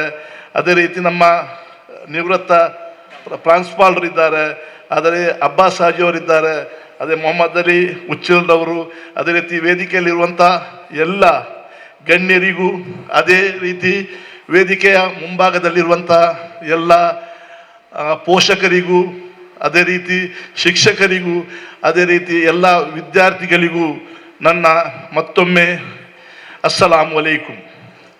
ಈ ಸುಂದರ ಸಮಾರಂಭದ ಈ ಲೈಫ್ ಲೈನ್ ಫೌಂಡೇಶನ್ನವರು ಆಯೋಜಿಸಿದಂತಹ ಈ ಸುಂದರ ಸಮಾರಂಭಕ್ಕೆ ನನ್ನನ್ನು ಮುಖ್ಯ ಅತಿಥಿ ಆಗಿ ನೀವು ಕರೆದಿದ್ದೀರಿ. ಅದಕ್ಕೆ ನಾನು ಹೃತ್ಪೂರ್ವಕವಾಗಿ ಧನ್ಯವಾದವನ್ನು ಹೇಳುತ್ತೇನೆ. ಮೊದಲನೇದಾಗಿ SSLC ಪರೀಕ್ಷೆಯಲ್ಲಿ ಅತ್ಯುತ್ತಮ ಸ್ಥಾನ ಪಡೆದ ಎಲ್ಲ ವಿದ್ಯಾರ್ಥಿಗಳಿಗೆ ನನ್ನ ಹೃತ್ಪೂರ್ವಕ ಅಭಿನಂದನೆಗಳು. ಈ ಸಾಧನೆಯು ನಿಮ್ಮ ಕಠಿಣ ಪರಿಶ್ರಮ, ನಿಮ್ಮ ಪೋಷಕರ ತ್ಯಾಗ, ನಿಮ್ಮ ಶಿಕ್ಷಕರ ಸಮರ್ಪಣೆಯ ಫಲಿತಾಂಶವಾಗಿದೆ. ನಿಮಗೆಲ್ಲರಿಗೂ ಅಭಿನಂದನೆಗಳು. ಪ್ರಿಯ ವಿದ್ಯಾರ್ಥಿಗಳೇ, ಈ ಪ್ರಶಸ್ತಿಯು ನಿಮ್ಮ ಪ್ರಯಾಣದ ಅಂತ್ಯವಲ್ಲ, ಇದು ಉಜ್ವಲ ಭವಿಷ್ಯದ ಆರಂಭ ಎಂಬುದನ್ನು ನೆನಪಿಡಿ. ದೊಡ್ಡ ಕನಸು ಕಾಣುವುದನ್ನು ಮುಂದುವರಿಸಿ, ಕಷ್ಟಪಟ್ಟು ಕೆಲಸ ಮಾಡಿ, ವಿನಮ್ರರಾಗಿರಿ. ಕಲಿಕೆಯನ್ನು ಎಂದಿಗೂ ನಿಲ್ಲಿಸಬೇಡಿ. ಶಿಕ್ಷಣವು ಹೆಚ್ಚಿನ ಅಂಕಗಳನ್ನು ಪಡೆಯುವುದರ ಬಗ್ಗೆ ಮಾತ್ರವಲ್ಲ, ಇದು ಪ್ರಾಮಾಣಿಕತೆ, ಶಿಸ್ತು, ದಯೆ ಮತ್ತು ಇತರರ ಬಗ್ಗೆ ಗೌರವದಿಂದ ಉತ್ತಮ ಮನುಷ್ಯನಾಗುವುದರ ಬಗ್ಗೆ. ನಿಮ್ಮ ಕುಟುಂಬ, ನಿಮ್ಮ ಸಮುದಾಯ, ನಿಮ್ಮ ದೇಶಕ್ಕೆ ಸಹಾಯ ಮಾಡಲು ನೀವು ನಿಮ್ಮ ಜ್ಞಾನವನ್ನು ಬಳಸಿದಾಗ ಯಶಸ್ಸು ಅರ್ಥಪೂರ್ಣವಾಗುತ್ತದೆ. ವೈಫಲ್ಯಕ್ಕೆ ಎಂದಿಗೂ ಭಯಪಡಬೇಡಿ. ಪ್ರತಿಯೊಬ್ಬ ಯಶಸ್ವಿ ವ್ಯಕ್ತಿಯು ಸವಾಲುಗಳನ್ನು ಎದುರಿಸಿದ್ದಾನೆ. ನಿಮ್ಮ ತಪ್ಪುಗಳಿಂದ ಕಲಿಯಿರಿ. ನಿಮ್ಮಲ್ಲಿ ನಂಬಿಕೆ ಇರಿಸಿ. ಯಾವಾಗಲೂ ಅಲ್ಲಾಹ್ನಲ್ಲಿ ನಂಬಿಕೆ ಇರಿಸಿ. ಯುವ ಪ್ರತಿಭೆಗಳನ್ನು ಪ್ರೋತ್ಸಾಹಿಸಿದ್ದಕ್ಕಾಗಿ ನಾನು ಲೈಫ್ ಲೈನ್ ಫೌಂಡೇಶನ್ನ ಆಡಳಿತ ಕಮಿಟಿಯನ್ನು ಪ್ರಶಂಸಿಸುತ್ತೇನೆ. ಇಂಥ ಕಾರ್ಯಕ್ರಮಗಳು ವಿದ್ಯಾರ್ಥಿಗಳು ಇನ್ನೂ ಹೆಚ್ಚಿನ ಯಶಸ್ಸನ್ನು ಸಾಧಿಸಲು ಪ್ರೇರೇಪಿಸುತ್ತದೆ. ಸರ್ವಶಕ್ತನಾದ ಅಲ್ಲಾಹು ನಿಮ್ಮೆಲ್ಲರಿಗೂ ಉತ್ತಮ ಸ್ವಭಾವ, ಉತ್ತಮ ಆರೋಗ್ಯ, ಉಜ್ವಲ ಭವಿಷ್ಯವನ್ನು ದಯಪಾಲಿಸಲಿ ಎಂದು ಪ್ರಾರ್ಥಿಸುತ್ತೇನೆ. ಶಿಕ್ಷಣಕ್ಕೆ ಹೆಚ್ಚು ಮಹತ್ವವನ್ನು ಲೈಫ್ ಲೈನ್ ಅವರು ಕೊಡುತ್ತಾ ಇದ್ದಾರೆ. ಇದು ಎಷ್ಟು ಮಹತ್ವ ಕೊಟ್ಟಿದ್ದೀರಿ ಅಷ್ಟೇ ನಮ್ಮ ಸಮುದಾಯ ಕೂಡ ಬಲಿಷ್ಠವಾಗ್ತದೆ. ಒಂದು ಫ್ಯಾಮಿಲಿಯಲ್ಲಿ ವಿದ್ಯಾಭ್ಯಾಸ ಇದ್ದರೆ ಆ ಫ್ಯಾಮಿಲಿಯ ಭವಿಷ್ಯವೇ ಬದಲಾಗುತ್ತದೆ. ಇದಕ್ಕೆ ಸಾಕ್ಷಿ ನಮ್ಮ ಫ್ಯಾಮಿಲಿ. ನಾನು ಏನು ಹೆಚ್ಚಿಗೆ ಹೇಳಲಿಕ್ಕೆ ಹೋಗುವುದಿಲ್ಲ. ನಾವು ಕೂಡ ನಮ್ಮ ತಂದೆ ತಾಯಿಯವರಿಗೆ 11 ಜನ ಮಕ್ಕಳು, ಅದರಲ್ಲಿ 6 ಜನ ಗಂಡು ಮತ್ತು 5 ಜನ ಹೆಣ್ಣು ಮಕ್ಕಳು. ನಮ್ಮ ತಂದೆಯವರು, ನಾವು ಒಂದು ಹಳ್ಳಿಯಲ್ಲಿ ಇದ್ದವರು, ಮಂಗಳೂರು ತಾಲೂಕಿನ ಕೊನೆಯ ಭಾಗದ ಕರ್ನೀಲೆ ಎಂಬ ಒಂದು ಕುಗ್ರಾಮದಲ್ಲಿ ನಾವು ಜನಿಸಿದವರು. ಆದರೂ ನಮ್ಮ ತಂದೆಯವರು ನಮಗೆ ಕಷ್ಟಪಟ್ಟು ವಿದ್ಯಾಭ್ಯಾಸವನ್ನು ಕೊಟ್ಟಿದ್ದರಿಂದ ನಾವು ಇಂದು ಈ ಒಂದು ಸ್ಥಾನದಲ್ಲಿ ಇದ್ದೇವೆ ಅಂತ ಹೇಳಲಿಕ್ಕೆ ನಾನು ಭಾವಿಸ್ತೇನೆ. ನಮ್ಮ ತಂದೆಯವರು ನಮಗೆ ಬೇರೆ ಏನು ಆಸ್ತಿ ಮಾಡಿರಲಿಲ್ಲ. ಮಾಡಿದ್ದು ಖಾಲಿ ತನ್ನ ಮಕ್ಕಳಿಗೆ ಶಿಕ್ಷಣವನ್ನು ಕೊಟ್ಟದ್ದು. ನನ್ನ ಎಲ್ಲ 6 ಜನ ತಮ್ಮಂದಿರುಗಳು, 5 ಜನ ನಾವು ಇಂಜಿನಿಯರ್ಸ್, ಒಬ್ಬರು ಗ್ರ್ಯಾಜುಯೇಟ್ ತಮ್ಮ. ಅದೇ ರೀತಿ ನಮ್ಮ ತಂಗಿಯಂದಿರಿಗೂ ಕೂಡ ವಿದ್ಯಾಭ್ಯಾಸವನ್ನು ಕೊಟ್ಟಿದ್ದಾರೆ. ಅದರ ಫಲವಾಗಿ ನಾವು ಒಂದು ಕುಗ್ರಾಮದಲ್ಲಿ ಬೆಳೆದವರು ಇಂದು ಸೌದಿ ಅರೇಬಿಯಾದಲ್ಲಿ ಒಂದು ದೊಡ್ಡ ಕಂಪನಿಯನ್ನು ನಾವು ಮುನ್ನಡೆಸ್ತಾ ಇದ್ದೇವೆ. ಅದರಲ್ಲಿ 30,000 ಕೆಲಸವನ್ನು ಮಾಡುತ್ತಾ ಇದ್ದಾರೆ. ಇದು ನಮಗೆ ನಮ್ಮ ತಂದೆಯವರು ಕೊಟ್ಟ ಶಿಕ್ಷಣದ ಒಂದು ಫಲ ಅಂತ ಹೇಳಬೇಕು. ನಮಗೆ ಶಿಕ್ಷಣ ಕೊಡದಿದ್ದರೆ ನಾವು ಕೂಡ ಒಂದು ಸಣ್ಣ ಕೆಲಸದಲ್ಲಿ ಇದ್ದು ನಮ್ಮ ಜೀವನವನ್ನು ಸಾಗಿಸ್ತಾ ಇದ್ದೆವು. ನಾನು ನಮ್ಮನ್ನು ಪ್ರಶಂಸಿಸುತ್ತಲ್ಲ, ಒಂದು ಉದಾಹರಣೆ ಕೊಟ್ಟದ್ದು. ಇದು ಒಂದು ಎಲ್ಲರಿಗೂ ಒಂದು ಮಾದರಿ ಆಗಬೇಕು, ಮಾದರಿ. ಈಗ ನಾವು ಕೂಡ ನಮ್ಮಲ್ಲಿ ಎಷ್ಟೋ ಜನರಿಗೆ ನಾವು ಉದ್ಯೋಗವನ್ನು ಕೊಡ್ತಾ ಇದ್ದೇವೆ. ಅದೇ ರೀತಿ ನಮ್ಮಲ್ಲಿ ಟ್ರೈನಿಂಗ್ ಸೆಂಟರ್ ಮಾಡಿದ್ದೇವೆ ನಾವು ಕೊಟ್ಟಾರ ಮ್ಯಾಂಗ್ಳೂರಿನಲ್ಲಿ. ಎಷ್ಟೋ ಜನ ಡಿಪ್ಲೊಮಾ ಹೋಲ್ಡರ್ಸ್, ಇಂಜಿನಿಯರ್ವರಿಗೆ ಟ್ರೈನಿಂಗ್ ಮಾಡಿ ನಾವು ನಮ್ಮ ಸಂಸ್ಥೆಗೆ ನಾವು ಅವರನ್ನು ಕಲಿಸ್ತಾ ಇದ್ದೇವೆ. ಅಲ್ಲಿ ಟ್ರೈನಿಂಗ್ ಮಾಡಿ ಅವರು ಕೂಡ ಒಂದು ಅತ್ಯುತ್ತಮ ಇಂಜಿನಿಯರ್ ಆಗ್ತಾ ಇದ್ದಾರೆ. ಅದೇ ರೀತಿ ಈ ಕಾರ್ಯವನ್ನು ಇಲ್ಲಿ ಲೈಫ್ ಲೈನ್ ಫೌಂಡೇಶನ್ ಇನ್ನೂ ಕೂಡ ಹೆಚ್ಚಿನ ಕಾರ್ಯಕ್ರಮವನ್ನು ಮಾಡಲಿ, ಇನ್ನಷ್ಟು ಈ ಸಂಸ್ಥೆಯು ಬೆಳೆಯಲಿ, ಇನ್ನಷ್ಟು ಇಲ್ಲಿಯ ಮಕ್ಕಳು ವಿದ್ಯಾವಂತರಾಗಿ ಈ ನಾಡಿಗೂ ಈ ನಮ್ಮ ರಾಷ್ಟ್ರಕ್ಕೂ ಹೆಚ್ಚಿನ ಸೇವೆಯನ್ನು ಕೊಡಲಿ. ಈ ಭಾಗದಲ್ಲಿ ಎಲ್ಲ ರೀತಿಯ ಕೋಮು ಸೌಹಾರ್ದವು ಕೂಡ ಇರಲಿ ಅಂತ ಹೇಳಿ ನಾನು ನನ್ನ ಈ ಚಿಕ್ಕ ಭಾಷಣವನ್ನು ಮುಗಿಸ್ತೇನೆ. ಅಸ್ಸಲಾಮು ಅಲೈಕುಂ, ನಮಸ್ಕಾರ, ಜೈ ಹಿಂದ್, ಜೈ ಕರ್ನಾಟಕ. ನಮಗೆ ಇವತ್ತು ಅತ್ಯಂತ ಉದ್ಬೋಧಕವಾದ ಭಾಷಣವನ್ನು ಕೊಟ್ಟು ಎಲ್ಲರನ್ನೂ ಒಮ್ಮೆಲೆ ಹುರಿದುಂಬಿಸಿದ ಜನಾಬ್ ಸೈಯದ್ ಕಾರ್ನೀರ್ ಅವರಿಗೆ ನಮ್ಮ ಹೃತ್ಪೂರ್ವಕ ಧನ್ಯವಾದ. Sir, it's really marvellous. ನಿಮ್ಮ ಒಂದು ಸ್ಪೀಚ್ ಉಂಟಲ್ಲ, ರಿಯಲಿ ಮಾರ್ವಲಸ್. ನಮ್ಮ ವಿದ್ಯಾರ್ಥಿನಿಗಳಿಗೆಲ್ಲ ಒಮ್ಮೆ ಮನದಟ್ಟಾಗಿದೆ ನಿಮ್ಮ ಒಂದು ಸ್ಪೀಚ್. ಯಾಕಂದರೆ ನಿಮ್ಮ ಜೀವನ ಚರಿತ್ರೆ ಅದು. ಅಲ್ಹಮ್ದುಲಿಲ್ಲಾ. ನಮ್ಮ ಸಂಘದ ಹಾನರಬಲ್ ಅಧ್ಯಕ್ಷರಾದ ಜನಾಬ್ ಮಜೀದ್ ಹಾಜಿ ಅವರು ಒಂದೆರಡು മാതനാടൽ കേൾക്കാൻ. അധ്യക്ഷൻ മറ്റുള്ള കൂടിയ സദസ്യനും ഒരു സുദീർഘമായ പ്രസംഗം പറയുന്നില്ല. എന്നിരുന്നാലും കന്നഡ എല്ലാം കന്നഡ ആകുമ്പോൾ നമ്മൾ മുസ്ലിം ആകുമ്പോൾ ഒരു മലയാളം അത്യാവശ്യമാണ്, അതൊരു ബർക്കത്താണത്. അപ്പോൾ അതുകൊണ്ട് അൽഹംദുലില്ലാ ലൈഫ് ലൈൻ നമ്മൾ പണ്ട് ഗൾഫിലുണ്ടാകുമ്പോൾ വിചാരിച്ചിട്ടുണ്ടായി എന്ത് നാട്ടിലെന്തെങ്കിലും ഒരു നല്ലൊരു സമസ്ത ലൈഫ് ലൈൻ പോലത്തെ ഇങ്ങനത്തെ ഒരു സമസ്ത ഉണ്ടാക്കണം എല്ലാവരും കരുതിയതേ ഉണ്ടായിട്ടുള്ളൂ. വയസ്സായി കുറേ ആൾ മണ്ണിನಲ್ಲಿ പോയി നമ്മളും ഇങ്ങനെ കുറേ കാലം കഴിയുമ്പോൾ പോകും. അതായിട്ടില്ല. അതിപ്പോൾ അൽഹംദുലില്ലാഹി ഇപ്പം ഇതിലേക്ക് ഒരു നല്ല ഒരു ഫൗണ്ടേഷൻ യാറെ സ്ട്രോങ് ആയി ബഹുമാനപ്പെട്ട കർണി സാഹിബ് ഇവിടേക്ക് എത്തിയത് കൊണ്ട് അൽഹംദുലില്ലാഹി ഇനി നമുക്കൊരു സപ്പോർട്ടായി ഒരു തൂണായി ഇതേക്ക്. ഞാൻ അയാളെ ടാർഗറ്റ് ആക്കുന്നില്ല, അയാളിൽ നിന്ന് പൈസ ചോദിക്കുന്നില്ല, എന്തും സഹായം ചോദിക്കുന്നില്ല. എന്നിരുന്നാലും ഇങ്ങനത്തെ ഓരോ ആൾക്കാർ ഇങ്ങനെ വന്നാൽ ഈ ലൈഫ് ലൈൻ പോലുള്ള ഫൗണ്ടേഷൻ ഇത് വളരെ സ്ട്രോങ് ആയിട്ട് ഇനി വരുന്ന തലമുറയ്ക്ക് ഇതൊരു മാതൃകയായിട്ട്, ഇതൊരു സഹായമായിട്ട്, ഇതൊരു സന്തോഷമായിട്ടിരിക്കും. അതിന് എല്ലാവരും ദ്വാരക്കണം. അള്ളാഹു അതിന് തൗഫീഖ് ചെയ്യട്ടെ. കർണി സാഹിബിനെ പോലെയുള്ള കുറേ ആൾക്കാർ നല്ലോണം ദാനം ചെയ്യുന്ന ആളാണ്. അയാൾക്കറിയില്ല, ഞാൻ അയാളെ കസിൻ്റെ റിലേഷനാണ്. പക്ഷെ നമ്മൾ ഡയറക്റ്റ് ഒരിക്കൽ 2 കൂടി സലാം ചെയ്യുന്നല്ലാതെ നമ്മൾ ബോംബെയിലുള്ള ഹനീഫും അയാളെ കസിനാണ്. അപ്പോൾ അത് അവരെ ബന്ധമാണ് നമ്മൾ. അതുകൊണ്ട് ആ ഭാഗത്തെ നമ്മൾ സമയം ഇവിടെ കുറക്കുള്ളത്. പക്ഷെ എന്നിരുന്നാലും ഈ ലൈഫ് ഫൗണ്ടേഷന് ഈ നാട്ടിലേക്ക് വലിയൊരു പെരുമയാണ്. ഇങ്ങനെയുള്ള വലിയ വലിയ ആൾക്കാർ 10-31,000 ആൾക്കാരുടെ ഫാമിലിനെ ഇവർ ഒറ്റ മാസം കൊണ്ട് നോക്കി അവരെ എല്ലാ സഹായ സഹകരണങ്ങൾ ചെയ്തിട്ട് ആ സ്റ്റാഫുകൾ എത്ര സന്തോഷമുണ്ടെന്നുണ്ടെങ്കിൽ നമുക്കത് പറഞ്ഞു തീർക്കാൻ കഴിയില്ല. അത്രയും നല്ല ഒരു എക്സ്പെക്ടേഷൻ, നല്ല ഒരു കമ്പനിയാണ് സൗദി അറേബ്യയിലുള്ള ജുബൈലുള്ളത്. അതുകൊണ്ട് അള്ളാഹു തആല അയാൾക്ക് നല്ല ആഫിയത്തും ദീർഘ ആയുഷും ആഫിയത്തും കൊടുക്കട്ടെ. അയാളെ മരിച്ചുപോയ ഉപ്പാക്ക് അള്ളാഹു മഗ്ഫിറത്ത് കൊടുക്കട്ടെ. അള്ളാഹു അവരെ ജന്നത്തിൽ നമ്മളെ അവരെ ഒരുമിച്ച് കൂടട്ടെ എന്ന് പറയുന്നു. എന്ന് മാത്രമല്ല, കർണി സാഹിബിക്ക് ഒരു നമ്മളെ ഈ ലൈഫ് ലൈനിലൂടെ ഒരു ചെറിയൊരു നോട്ടവും ഇരിക്കാതെ അതിന് അള്ളാഹു തൗഫീഖ് ചെയ്യട്ടെ എന്നും പറയുന്നു. കാരണം ഇങ്ങനത്തുള്ള മഹാന്മാരെ നമ്മൾ ഈ നാട്ടിലേക്ക് കൊണ്ടുവന്ന് ഇൻട്രൊഡ്യൂസ് ആക്കിയെങ്കിൽ നമ്മുടെ ദീനി ദുനിയാവായ എല്ലാ കാര്യങ്ങൾക്കും വളരെ നല്ല സപ്പോർട്ട് ഉണ്ടാകും. നമുക്ക് അറ്റ്ലീസ്റ്റ് പറയാം കർണി സാഹിബ് നമ്മളെ കൂടെ ഉണ്ട്. അവരൊന്നും നമുക്ക് തരണ്ട. അൽഹംദുലില്ലാഹ് നമ്മുടെ നാട്ടിൽ കുറച്ചെല്ലാം ഇപ്പം അത്യാവശ്യത്തിന് സഹായിക്കുന്നവരെല്ലാം ഉണ്ട്. എന്നിരുന്നാലും ഇങ്ങനെയുള്ള വലിയ വലിയ ആൾക്കാരെ നമ്മളെ കൂട്ടുണ്ടെങ്കിൽ നമുക്ക് മുന്നോട്ട് പോകാൻ പേടിയില്ല, ധൈര്യത്തോടെ മുന്നോട്ട് പോകാം. ഇപ്പൊ ഇത് ചൊവ്വാഴ്ച ആയതുകൊണ്ട് ചെറിയ ഫംഗ്ഷൻ, വലിയ ഫംഗ്ഷൻ ആക്കിയിട്ടില്ല. ഞങ്ങൾ ആളെ നോക്കുന്നില്ല, ഞങ്ങൾ നോക്കുന്നത് ഞങ്ങളുടെ ഫ്യൂച്ചറാണ്. അതുകൊണ്ട് ആളെ എത്ര വെട്ടിയിട്ട് വരാട്ടെ, അതല്ല പ്രശ്നം. നമ്മളേക്കുള്ള കുട്ടികൾക്ക് ഫ്യൂച്ചർ, അവർക്ക് ഇനി നാളെ SSLC ആയി PUCയിലേക്ക് പോയല്ല, ബാക്കിയുള്ളതിലേക്ക് കോളേജിലേക്ക് പോകുമ്പോൾ എന്തെങ്കിലും വേണം. ഇനി നമുക്ക് ഈ നാട്ടിലേക്ക് എന്തെങ്കിലും നമ്മളെ കുട്ടികൾക്ക് ടെക്നിക്കലായിട്ട് എന്തെങ്കിലും ഒരു സേഫ് സാൻ ഇൻഷാ അല്ലാഹ് അതാക്കും. അതാക്കാനുള്ള ഇത് നമ്മുടെ ഇതിലുണ്ട്, കമ്മിറ്റിയിൽ പ്രോഗ്രാമിലുണ്ട്, ലിസ്റ്റിലുണ്ട്. ഇൻഷാ അല്ലാഹ് അതെല്ലാം നമ്മൾ സക്സസ് ആക്കും. ഇവിടെ കൂടിയവരും പെണ്ണുങ്ങളും ഉമ്മമാരും കുട്ടികളും ബാക്കിയുള്ളവരും നേതാക്കന്മാരും എല്ലാവരും ഞങ്ങൾക്ക് ഇതിലേക്ക് ഒരു സപ്പോർട്ട് ചെയ്യണം. ഇതിനൊരു വലിയ ലൈഫ് ലൈൻ ഫൗണ്ടേഷനായിട്ട് കൊണ്ടുപോകാൻ നമുക്ക് അള്ളാഹു തൗഫീഖ് ചെയ്യട്ടെ.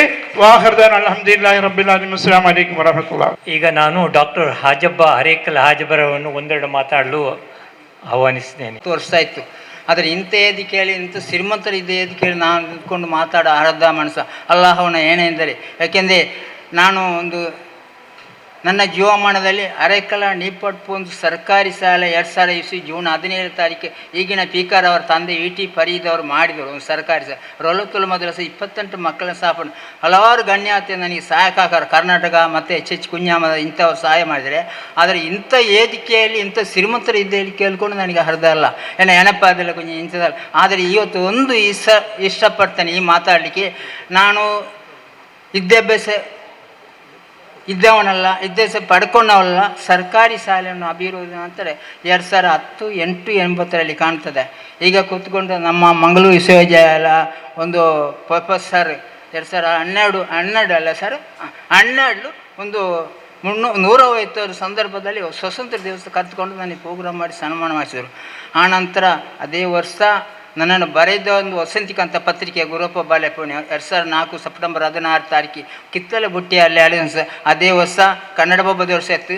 ಸನ್ಮಾನ್ಯ ಈಗಿನ ಮಾಜಿ ಮುಖ್ಯಮಂತ್ರಿ ಸಿದ್ದರಾಮಣ್ಣ 2013 ರಾಜ್ಯೋತ್ಸವ ಕೊಟ್ಟರು ನನಗೆ 2012-13ರಲ್ಲಿ. ಆ ಸಂದರ್ಭದಲ್ಲಿ ಮಂಗಳೂರಿನಲ್ಲಿ ಎಲ್ಲ ಶ್ರೀಮಂತರು ಒಂದು ವಾರ್ತಾಭಾರತಿ ಒಂದು ಲೇಖನ ಕೊಟ್ಟರು. ಅದರಲ್ಲಿ ಒಬ್ಬರು ನನ್ನ ಈಗಿದ್ರೆ 10 ಮಂದಿ. ಈಗ ನನ್ನ ಗೌರವಾನ್ವಿತ ಮೊಹಮ್ಮದ್ ಅಲಿ ಉಚ್ಚಿಲ ಅವರು, ನಮ್ಮ ಕರ್ನವರು ಕೋಟ್ಯಾಂತರ ಇದ್ದಾರೆ. ಅದು 2 ಸಲ ಊಟ ಮಾಡಿದ್ದೇನೆ ನಾನು ಅವರ ಸಮಸ್ಯೆಯಲ್ಲಿ ಹೋಗಿ. ಆದರೆ ಭಾಳ ಸಂತೋಷ ಆಗ್ತದೆ. 2012-13ರಲ್ಲಿ ನನ್ನನ್ನು 9 ಜನ 10 ವಾರ್ತಾಭಾರತಿ ಫ್ರಂಟ್ ಪೇಜಲ್ಲಿ ನನ್ನನ್ನು ಕೂಡ ಅಗಲಿಸಿದರು. ಆಗ ಮೊಹಮ್ಮದ್ ಅಲಿ 10 ಮಂದಿ ಅಣ್ಣ ಶ್ರೀಮಂತರು ನನ್ನ 2013 ನವೆಂಬರ್ 1ಕ್ಕೆ ಸಿದ್ದರಾಮಯ್ಯ ರಾಜ್ಯೋತ್ಸವ ಕೊಟ್ಟರು. 8ಕ್ಕೆ ನನ್ನ ಪ್ರಕಟಣೆ ಮಾಡಿ ವಾರ್ತಾಭಾರತಿಯಲ್ಲಿ. ಅದರಲ್ಲಿ ಒಬ್ಬರು ನನ್ನ ಪೆಂಚ್ ಪೇಜಿಯಲ್ಲಿ ನೋಡುವಾಗ ಮೊಹಮ್ಮದ್ ಅಲಿ ಉಚ್ಚಿಲ ಅಬಾದಿಯಿಂದ ಕೊಟ್ಟರು. ನಾನು ಇವರನ್ನು ಎಲ್ಲಿ ಹುಡುಕಾಟ ಮಾಡುವಾಗ ನಾನು ಹೆಮ್ಮೆ ಪಟ್ಟೆ. ಯಾಕಂದರೆ ಮೊಹಮ್ಮದ್ ಉಚ್ಚಿಲ ನಾನು ಹೆಸರಿದ್ರಿ, ನಾನು ಅವರನ್ನು ನೋಡಲಿಲ್ಲ. ದೊಡ್ಡ ದೊಡ್ಡ ಶ್ರೀಮಂತರು ಹೇಳಿದ್ದಲ್ಲ, ಅವರನ್ನು ನಾನು ಹುಡುಕಾಟ ಮಾಡಿ ನಾನು ಒಂದೇ ಚುಟುಕದಲ್ಲಿ ಹೇಳಿಸಿ 2013ರಲ್ಲಿ ನವೆಂಬರ್ 8 ತಾರೀಕಿಗೆ ಶನಿವಾರದಷ್ಟ ನನ್ನ ಪೆಂಟ್ ಪೇಜಿಯಲ್ಲಿ ಅಬುದಾಬಿ ಇದ್ದುಕೊಂಡ್ರು. ನನ್ನ ವಾರ್ತಾಭಾರತಿ ಸಂಪಾದ ಕೊಟ್ಟರು. 8 ದಿವಸವರೆಗೂ ನಾನು ಇವರನ್ನು ಸಂಪರ್ಕ ಮಾಡುವಾಗ ನಾನು ಫೋನ್ ಮಾಡಬೇಕು ಅಂತ ಆಸೆ ಇತ್ತು, ಮಾಡಿದ್ದೇನೆ. ಆಗ ನನ್ನ ಹತ್ರ ಫೋನ್ ತೆಗಿಲ್ಲ. ಅರ್ಧ ಗಂಟೆ ಬಿಟ್ಟುಕೊಂಡು ನನಗೆ ಫೋನ್ ಮಾಡಿದ್ರು. ಈ ನಂಬರ್ ಯಾರು ನನಗೆ ಕೊಟ್ಟರು ಅಂತ ಕೇಳುವಾಗ ನಾನು ಹೆಮ್ಮೆ ಪಟ್ಟೆ. ಅದು ನನಗೆ 2013ರಲ್ಲಿ ನಾನು ಅಬುದಾಬಿಯಲ್ಲಿ ಆ ಮಾತು ನನಗಿಲ್ಲ. ನಮ್ಮ ಶಾಸಕರು ಸ್ವೀಕಾರಕರು ಇದ್ದರು, ಮಾತಾಡಿ ನಿಮಗೆ ಉಂಟು ಆ ವೇದಿಕೆಯಲ್ಲಿ ನಾನು ಅಲ್ಪಾವಧಿಕೊಂಡು ಸನ್ಮಾನ ಮಾಡಿದರು. ಇವತ್ತು ಕೂಡ ನನ್ನ ಒಲೆನಾಟ ಇಟ್ಟುಕೊಂಡು ನನಗೆ ಸಹಾಯ ಮಾಡಿದರು, ತುಂಬ ಸಹಾಯ ಕೂಡ ಮಾಡಿದರೆ. ಇವತ್ತು ನನ್ನನ್ನು ಕೋಟ್ಯಾಂತರ ಒಂದು ಸಹಾಯ ಮಾಡೋ ಒಂದು ವ್ಯಕ್ತಿಯಲ್ಲಿ ನನ್ನನ್ನು ಈ ಮಂಜೇಟಿ ಈ ವೇದಿಕೆಯಲ್ಲಿ ಹಾಕಿದರು. ಕರ್ಣೆ ಅವರು ನನ್ನನ್ನು ನಾನು ನೋಡಲಿಲ್ಲ ಸರ್. ನಮ್ಮ ಏಳು ಕುಂಜು ಅವರು ನಮ್ಮ ಕುಂಭ ತಂಗಲ ಹತ್ತಿರ ನಾನು ನಿಮ್ಮ ಆಫೀಸು ಕೂಡ ಬಂದು ಒಂದು ಸಲ ಅವರ ಜೊತೆಯಲ್ಲಿ ಅದಕ್ಕೆ ಮುಂದೆ ಕೂಡ ಬಂದು ನಾನು ಊಟ ಮಾಡಿ ನನ್ನನ್ನು ಕಳಿಸಿಕೊಟ್ರು. ನಾನು ಇನ್ನೂ ನಿಮ್ಮನ್ನು ನೋಡಲಿಲ್ಲ ಆ ಸಂದರ್ಭದಲ್ಲಿ ಕೂಡ, ಯಾಕೆಂದರೆ ನೋಡಲಿಲ್ಲ, ನನಗೆ ಸಿಕ್ಕಿಲ್ಲ. ಆದರೆ ಇಂಥ ಒಂದು ವೇದಿಕೆಯಲ್ಲಿ ₹1 ಬೆಲೆ ಇಲ್ಲದ ಮನುಷ್ಯಗೆ ಇಂಥೆಲ್ಲ ಕೊಟ್ಟಿದ್ದಾರಲ್ಲ, ನಾನು ಮೊಹಮ್ಮದ್ ಅಲಿ ವಿಷಯಕ್ಕೆ ನಾನು ಅಭಿನಂದನೆ ಕೊಡಲಿಕ್ಕೆ ಇಷ್ಟಪಡ್ತೇನೆ. ಆದರೆ ಒಂದು ಸಾರಿ ನಾನೊಬ್ಬ ಸರ್ಕಾರಿ ಶಾಲೆಯನ್ನು ಮಾಡುವ, ನಾನು ಹಲವಾರು ಜನದಿಂದ ಸಹಾಯ ನೀಡ್ತೇನೆ, ಅದರ ವಿದ್ಯಾಭ್ಯಾಸ ಬಳ್ಕೊಂಡಿಲ್ಲ. ಆದರೆ ನಾನು ಸಿದ್ದರಾಮಯ್ಯ ರಾಜ್ಯೋತ್ಸವ ಕೊಟ್ಟರು, ಪದ್ಮಶ್ರೀ ನನಗೆ ದೇಶದ ಪ್ರಧಾನಮಂತ್ರಿ ಕೊಟ್ಟರು, ಈಗ ಡಾಕ್ಟರ್ ಕೊಟ್ಟರು. ಆದರೆ ಇನ್ನೂ ಕೂಡ ನನ್ನ ಗುರಿ, ನನಗೆ ಬಡತನ ಇಲ್ಲಿ ಇದ್ದುಕೊಂಡು ನನ್ನ ಇಡೀ ಶಿಕ್ಷಣ ಒಲಿಬೇಕು. ನನ್ನ ಇದರ ಅಧ್ಯಕ್ಷರು ಕೂಡ ಎಟಿ ಖಾದರ್. ನಾನು ಸರ್ಕಾರಿ ಶಾಲೆ 1 ಎಕರೆ 30 ಸೆನ್ಸ್ ಶಾಲಾ ಕಾಡಿಬೇನೆ. ಈಗ ಕೂಡ MRBL ಸಮಸ್ಯೆ ನನಗೆ ಮುಗಿಲಂಪಿಲ್ಲ ಅವರು 45 ಲಕ್ಷ ಒಂದು ಬಿಲ್ಡಿಂಗ್ ಆಗ್ತದೆ. ಆದರೆ ನಾನು ಹೇಳ್ತಾರೆ ಅದು ಒಂದು ಹಳ್ಳಿ ಪ್ರದೇಶ. ಈಗ ನಮ್ಮ ಚುಟುಕಾಗಿದೆ, ಮಂಗಳೂರಿಂದ 10 ಕಿಲೋಮೀಟರ್ 12 ಕಿಲೋಮೀಟರ್ ನಮ್ಮ ಎಟಿ ಖಾದರ್ ಬ್ರಿಡ್ಜ್ ಮಾಡಿ ಎಲ್ಲ ಮಾಡಿದ್ದಾರೆ. ನಿಮ್ಮಿಂದ ಇಲ್ಲಿ ಜಾಸ್ತಿ ಆದ ಕಾರಣ ನಿಮ್ಮ ಸಹಾಯ ಅದೆಲ್ಲ ಕೊಂಚ ಅಜಿ ಕೂಡ ಸಹಾಯ ಮಾಡ್ತಾರೆ. ನಿಮ್ಮ ಸಹಾಯ ಕೂಡ ನಮ್ಮ ಕೈಯಲ್ಲಿ ಬರಲಿ ಅಂತ ಹಾರೈಸುತ್ತೆ. ನನಗೆ ಇಂಥ ಒಂದು ವೇದಿಕೆಯಲ್ಲಿ ಇಂಥ ಅವಕಾಶ ಕೊಟ್ಟದಕ್ಕೆ ಮೊಹಮ್ಮದ್ ಅಲಿ ಉಚ್ಚಿಲರಿಗೆ ಇಂಥ ವೇದಿಕೆಯಲ್ಲಿ ನಾನು ಅಭಿನಂದನೆ ಕೊಡಲಿಕ್ಕೆ ಇಷ್ಟಪಟ್ಟೆ. ಇಲ್ಲಿ ಕೂಡ 106 ವರ್ಷದಲ್ಲಿ IAS KIS ಹೊಡಗಡೆ ಎಲ್ಲ ಈ ವಿದ್ಯಾಭ್ಯಾಸ ಕೂಡ ಮಕ್ಕಳು ನಿಮ್ಮ ಬೆಲೆಯಲ್ಲಿ ಅಂತ ಹಾರಿಸಿದ್ದೀನಿ. ಅಸ್ಸಲಾಮು ಅಲೈಕುಂ ವರಹಮತುಲ್ಲಾಹಿ ವಬರಕಾತುಹು. ಧನ್ಯವಾದ ಸರ್. ಜನಾಬ್ ಹಾಜಬ್ರವರೇ, ಈಗ ಇನ್ನು ಬಹಳ ಪ್ರಾಮುಖ್ಯವಾಗಿ ನಮ್ಮ ಇಂದಿನ ವಿಶೇಷ ಅತಿಥಿಗಳಾದ doctor Bharath Kumar, ex principal Mangalore university ರವರನ್ನು ಮುಖ್ಯ ಟಿಪ್ಪಣಿ ಭಾಷಣ ಕೀನೋಟ್ ಸ್ಪೀಚ್ಗಾಗಿ ಪ್ರೀತಿಪೂರ್ವಕವಾಗಿ ಆಹ್ವಾನಿಸುತ್ತಿದ್ದೇನೆ. ಎಲ್ಲರಿಗೂ ವಂದನೆಗಳು. ಲೈಫ್ಲೈನ್ ಫೌಂಡೇಶನ್ ವ್ಯವಸ್ಥೆ ಮಾಡಿದ 2025-26ನೇ ಸಾಲಿನ ಪ್ರತಿಭಾ ಪುರಸ್ಕಾರ ಮತ್ತು ಈ ಸನ್ಮಾನ ಸಮಾರಂಭದ ವೇದಿಕೆಯಲ್ಲಿ ಆಸೀನರಾಗಿರುವ ಜನಾಬ್ KS ಶೇಖ್ ಕರ್ನಿರೆ ಅವರೇ, ಅಕ್ಷರ ಸಂತ, ಒಬ್ಬ ಮನುಷ್ಯನ ಸದಾಶಯ ಪ್ರಪಂಚದಲ್ಲಿ ಯಾವ ರೀತಿಯ ಬದಲಾವಣೆಯನ್ನು ತರಬಹುದು ಅಂತ ಹೇಳುವುದಕ್ಕೆ ನಮ್ಮ ಎದುರು ಸಾಕ್ಷಿಯಾಗಿರುವ ಅಕ್ಷರ ಸಂತ ಪದ್ಮಶ್ರೀ ಪ್ರಶಸ್ತಿ ವಿಜೇತ ಅತ್ಯಂತ ಗೌರವಾನ್ವಿತ ಡಾಕ್ಟರ್ ಹರೇಕಳ ಹಾಜಬ್ಬನವರೇ, ಮುಜಫರ್ ಅಹಮದ್ ಅವರೇ, ಹಾಜಿ ಇಸ್ಮಾಯಿಲ್ ಅವರೇ, ಮೊಹಮ್ಮದ್ ಅಲಿ ಉಚ್ಚಿಲ್ ಅವರೇ ಹಾಗೂ ಲೈಫ್ಲೈನ್ ಫೌಂಡೇಶನಿನ ಎಲ್ಲ ಪದಾಧಿಕಾರಿಗಳೇ, ಮೊನ್ನೆ ನಾನು ಪೇಟೆಯಲ್ಲಿ ಹೋಗ್ತಾ ಇರುವಾಗ ಮೊಹಮ್ಮದ್ ಅಲಿ ಉಚ್ಚಿಲ್ ಅವರ ಕರೆ ಬಂತು. ನಾನು ಮೊಹಮ್ಮದ್ ಅಲಿ ಅಂತ ಹೇಳಿದರು, ಅವರು ಉಚ್ಚಿಲ್ ಅಂತ ಹೇಳಲಿಲ್ಲ. ಮೊಹಮ್ಮದ್ ಅಲಿ ಅಂತ ಹೇಳುವ ಹೆಸರಿನ ತುಂಬ ಜನ ವಿದ್ಯಾರ್ಥಿಗಳು ನನಗೆ ಇದ್ದಾರೆ. ನನಗೆ ಪಕ್ಕ ಯಾರು ಅಂತ ಗೊತ್ತಾಗಲಿಲ್ಲ. ಆಯಿತು ಅಂತ ಹೇಳಿದೆ. ಕೊನೆಗೆ ಅವರು ಈ ಥರ ಒಂದು ಪ್ರತಿಭಾ ಪುರಸ್ಕಾರ ಸಮಾರಂಭ ಇದೆ, ಅದಕ್ಕೆ ನೀವು ಬರಬೇಕು ಅಂತ ಹೇಳಿದರು. ಉಚ್ಚಿಲ್ ಅಂತ ಹೇಳಿದ ತಕ್ಷಣ ನನಗೆ ನೆನಪಾಯಿತು. 2018ರಲ್ಲಿ ನಾನು ನಮ್ಮ ಕಾಲೇಜಿನ ಹಳೆ ವಿದ್ಯಾರ್ಥಿ ಸಂಘವನ್ನು ಬಲಪಡಿಸುವ ಒಂದು ಉದ್ದೇಶದಿಂದ ದುಬೈಗೆ ಹೋಗಿದ್ದೆ. ಅವರು ಹೇಳಿದರು, ಮಧ್ಯಾಹ್ನದ ಒಂದು ಬಿಸಿಯೂಟದ ಯೋಜನೆ. ನಾವೆಲ್ಲ ಏನು ತಿಳ್ಕೊಂಡಿದ್ದೇವೆ ಅಂತಂದರೆ, ಮಂಗಳೂರು ಅಂತ ಹೇಳಿದರೆ ಬಹಳ ಶ್ರೀಮಂತರಿರೋ ಜಾಗ, ಎಲ್ಲ ಜನಗಳಿಗೆ ಏನು ತೊಂದರೆ ಇಲ್ಲ, ಎಲ್ಲ ನೀಟಾಗಿ ಇಸ್ತ್ರಿ ಹಾಕಿಕೊಂಡು ಬರ್ತಾರೆ, ಎಲ್ಲರೂ ಅನುಕೂಲಸ್ಥರೇ ಇರ್ತಾರೆ ಅಂಥೇಳಿ. ನಾನು ಪ್ರಿನ್ಸಿಪಾಲ್ ಆಗಿರುವಾಗ ಸಾಮಾನ್ಯವಾಗಿ ಪ್ರತಿದಿನ ಅಂತ ಹೇಳುವ ಹಾಗೆ ಒಬ್ಬರಲ್ಲೊಬ್ಬರು ಮಕ್ಕಳು ತಲೆ ತಿರುಗಿ ಕ್ಲಾಸಲ್ಲಿ ಬೀಳ್ತಾ ಇದ್ರು. ನಾವು ತಕ್ಷಣ ವೆನ್ಲಾಕ್ ಹಾಸ್ಪಿಟ್ಲಿಗೆ ಕರ್ಕೊಂಡು ಹೋಗ್ತಾ ಇದ್ವಿ ರಿಕ್ಷದಲ್ಲಿ. ಏನು ಅಂತ ಕೇಳಿದರೆ ಡಾಕ್ಟರ್ ಹತ್ರ, ಅವರು ಏನು ತೊಂದರೆ ಇಲ್ಲ, ಅವರು ಬೆಳಿಗ್ಗೆ ಊಟ ಮಾಡಿಲ್ಲ ಮಕ್ಕಳು ಅಂತ ಹೇಳ್ತಾ ಇದ್ರು. ಅಂದರೆ ಯಾಕೆ ಅಂತ ಕೇಳುವಾಗ, ವಿಷಯಗಳನ್ನು ಕೇಳ್ತಾ ಹೋಗುವಾಗ ನನಗೆ ನಿಜವಾಗಿ ಒಂಥರ ಶಾಕ್ ಆಯಿತು. ಅಂದರೆ ಯಾವ ಎಲ್ಲ ಸಮಸ್ಯೆಗಳನ್ನು ಇಟ್ಕೊಂಡು ಈ ಮಕ್ಕಳು ಕಾಲೇಜಿಗೆ ಬರ್ತಾರೆ, ಅದರಲ್ಲಿ ಕೂಡ ವಿಶೇಷವಾಗಿ ಹೆಣ್ಮಕ್ಳು ನನ್ನ ಹೆಂಡತಿ ಕೂಡ ಅಲ್ಲೇ ಇಂಗ್ಲೀಷ್ ಪ್ರೊಫೆಸರ್ ಆಗಿದ್ದವರು ಮತ್ತು ಅದೇ ಸಂಸ್ಥೆಯ ವಿದ್ಯಾರ್ಥಿನಾದರು. ಅವ್ರ ಹತ್ರ ಕೇಳಿದೆ ನಾವು ಏನಾದರೂ ಮಾಡಲಿಕ್ಕೆ ಆಗ್ತದಾ ಇದಕ್ಕೆ ಅಂತ. ನಾವು ಮಧ್ಯಾಹ್ನ ಅಟ್ಲೀಸ್ಟ್ ಯಾರಿಗೆ ತುಂಬ ಅಗತ್ಯ ಇದೆಯೋ ಅಂಥ ಮಕ್ಕಳಿಗೆ ನಾವು ಸುಮ್ಮನೆ ಲೆಕ್ಕ ಹಾಕಿದ್ವಿ, ಒಂದು 50 ಜನ ಮಕ್ಕಳಿಗೆ ಅಥವಾ ಒಂದು 75 ಜನ ಮಕ್ಕಳಿಗೆ, ಒಂದು 100 ಜನ ಮಕ್ಕಳಿಗೆ ಊಟ ಕೊಡಬೇಕಿದ್ರೆ ಎಷ್ಟು ಖರ್ಚಾಗ್ಬೋದು ಅಂತೇಳಿ. ಒಂದು 8 ಲಕ್ಷದವರೆಗೆ ಖರ್ಚಾಗ್ಬೋದು. ಹಾಗಾದರೆ ನಾವು ಯೋಚನೆ ಮಾಡಿದ್ವಿ, 4 ಲಕ್ಷ ನೀನು ಹಾಕು, 4 ಲಕ್ಷ ನಾನು ಹಾಕ್ತೇನೆ, ಯಾರೋ ಕೊಡೋದಿದ್ರೆ ನಾವು ಅದನ್ನು ಶುರು ಮಾಡೇ ಬಿಡುವ ಅಂತೇಳಿ. ನಮ್ಮ ವೈಸ್ ಚಾನ್ಸಲರ್ ಆಗಿದ್ದಂಥ ಪ್ರೊಫೆಸರ್ ಭೈರಪ್ಪನವರ ಹತ್ರ ನಾವು ಹೇಳಿದ್ವಿ, ಈ ಥರದ ಒಂದು ಆಲೋಚನೆ ಇದೆ, ಏನು ಮಾಡಲಿ. ನೋಡಿ ಉದಯ್ ಕುಮಾರ್, ನೀವು ಯೋಚನೆ ಮಾಡುವಷ್ಟು ಸುಲಭದಲ್ಲಿ ಇದಲ್ಲ, ಬರೇ ಖರ್ಚಿನ ವಿಚಾರದಲ್ಲಿ ಅಲ್ಲ. ನಾಳೆ ನೀವು ಊಟ ಸಪ್ಲೈ ಮಾಡುವಾಗ ಅದರ ಶುಚಿತ್ವದ ಪ್ರಶ್ನೆ ಏನು? ನೀವು ಅಂದ್ಕೊಳ್ತೀರಿ ಎಲ್ಲರೂ ಒಳ್ಳೆಯವರೇ ಅಂತೇಳಿ, ಯಾರಾದರೂ ಕಿರಿಕ್ ಮಾಡಿ ಏನಾದರೂ ಮಾಡಿ ಊಟದಲ್ಲಿ ಏನಾದರೂ ಹೆಚ್ಚು ಕಮ್ಮಿ ಆದರೆ ನಾಳೆ ನೀವು ಅಪವಾದಕ್ಕೆ ಗುರಿ ಆಗಬೇಕು. ಈ ಥರದ ವಿಷಯಗಳೆಲ್ಲ ನಮಗೆ ಈ ವಿಷಯ ಆ್ಯಂಗಲ್ಗಳು ಹೊಳೆದದ್ದೇ ಇಲ್ಲ.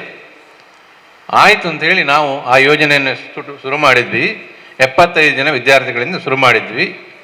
ಆ ನಂತರ ಮೊಹಮ್ಮದ್ ಅಲಿ ಉಚ್ಚಿಲ್ ಅವರ ರೀತಿಯ ಬಹಳಷ್ಟು ದಾನಿಗಳು, ವಿಶೇಷವಾಗಿ ನಾನು ಈ ಸಂದರ್ಭದಲ್ಲಿ ಹೇಳಲೇಬೇಕು, ಮುಸ್ಲಿಂ ಸಮುದಾಯದ ನನ್ನ ಬಹಳಷ್ಟು ಜನ ವಿದ್ಯಾರ್ಥಿಗಳು ಬಂದಾಗೆಲ್ಲ ಅವರ ಕೈಯಿಂದ ಎಷ್ಟಾಗ್ತದೆ ಅಷ್ಟನ್ನು ದಾನವಾಗಿ ಕೊಟ್ಟಿದ್ದಾರೆ.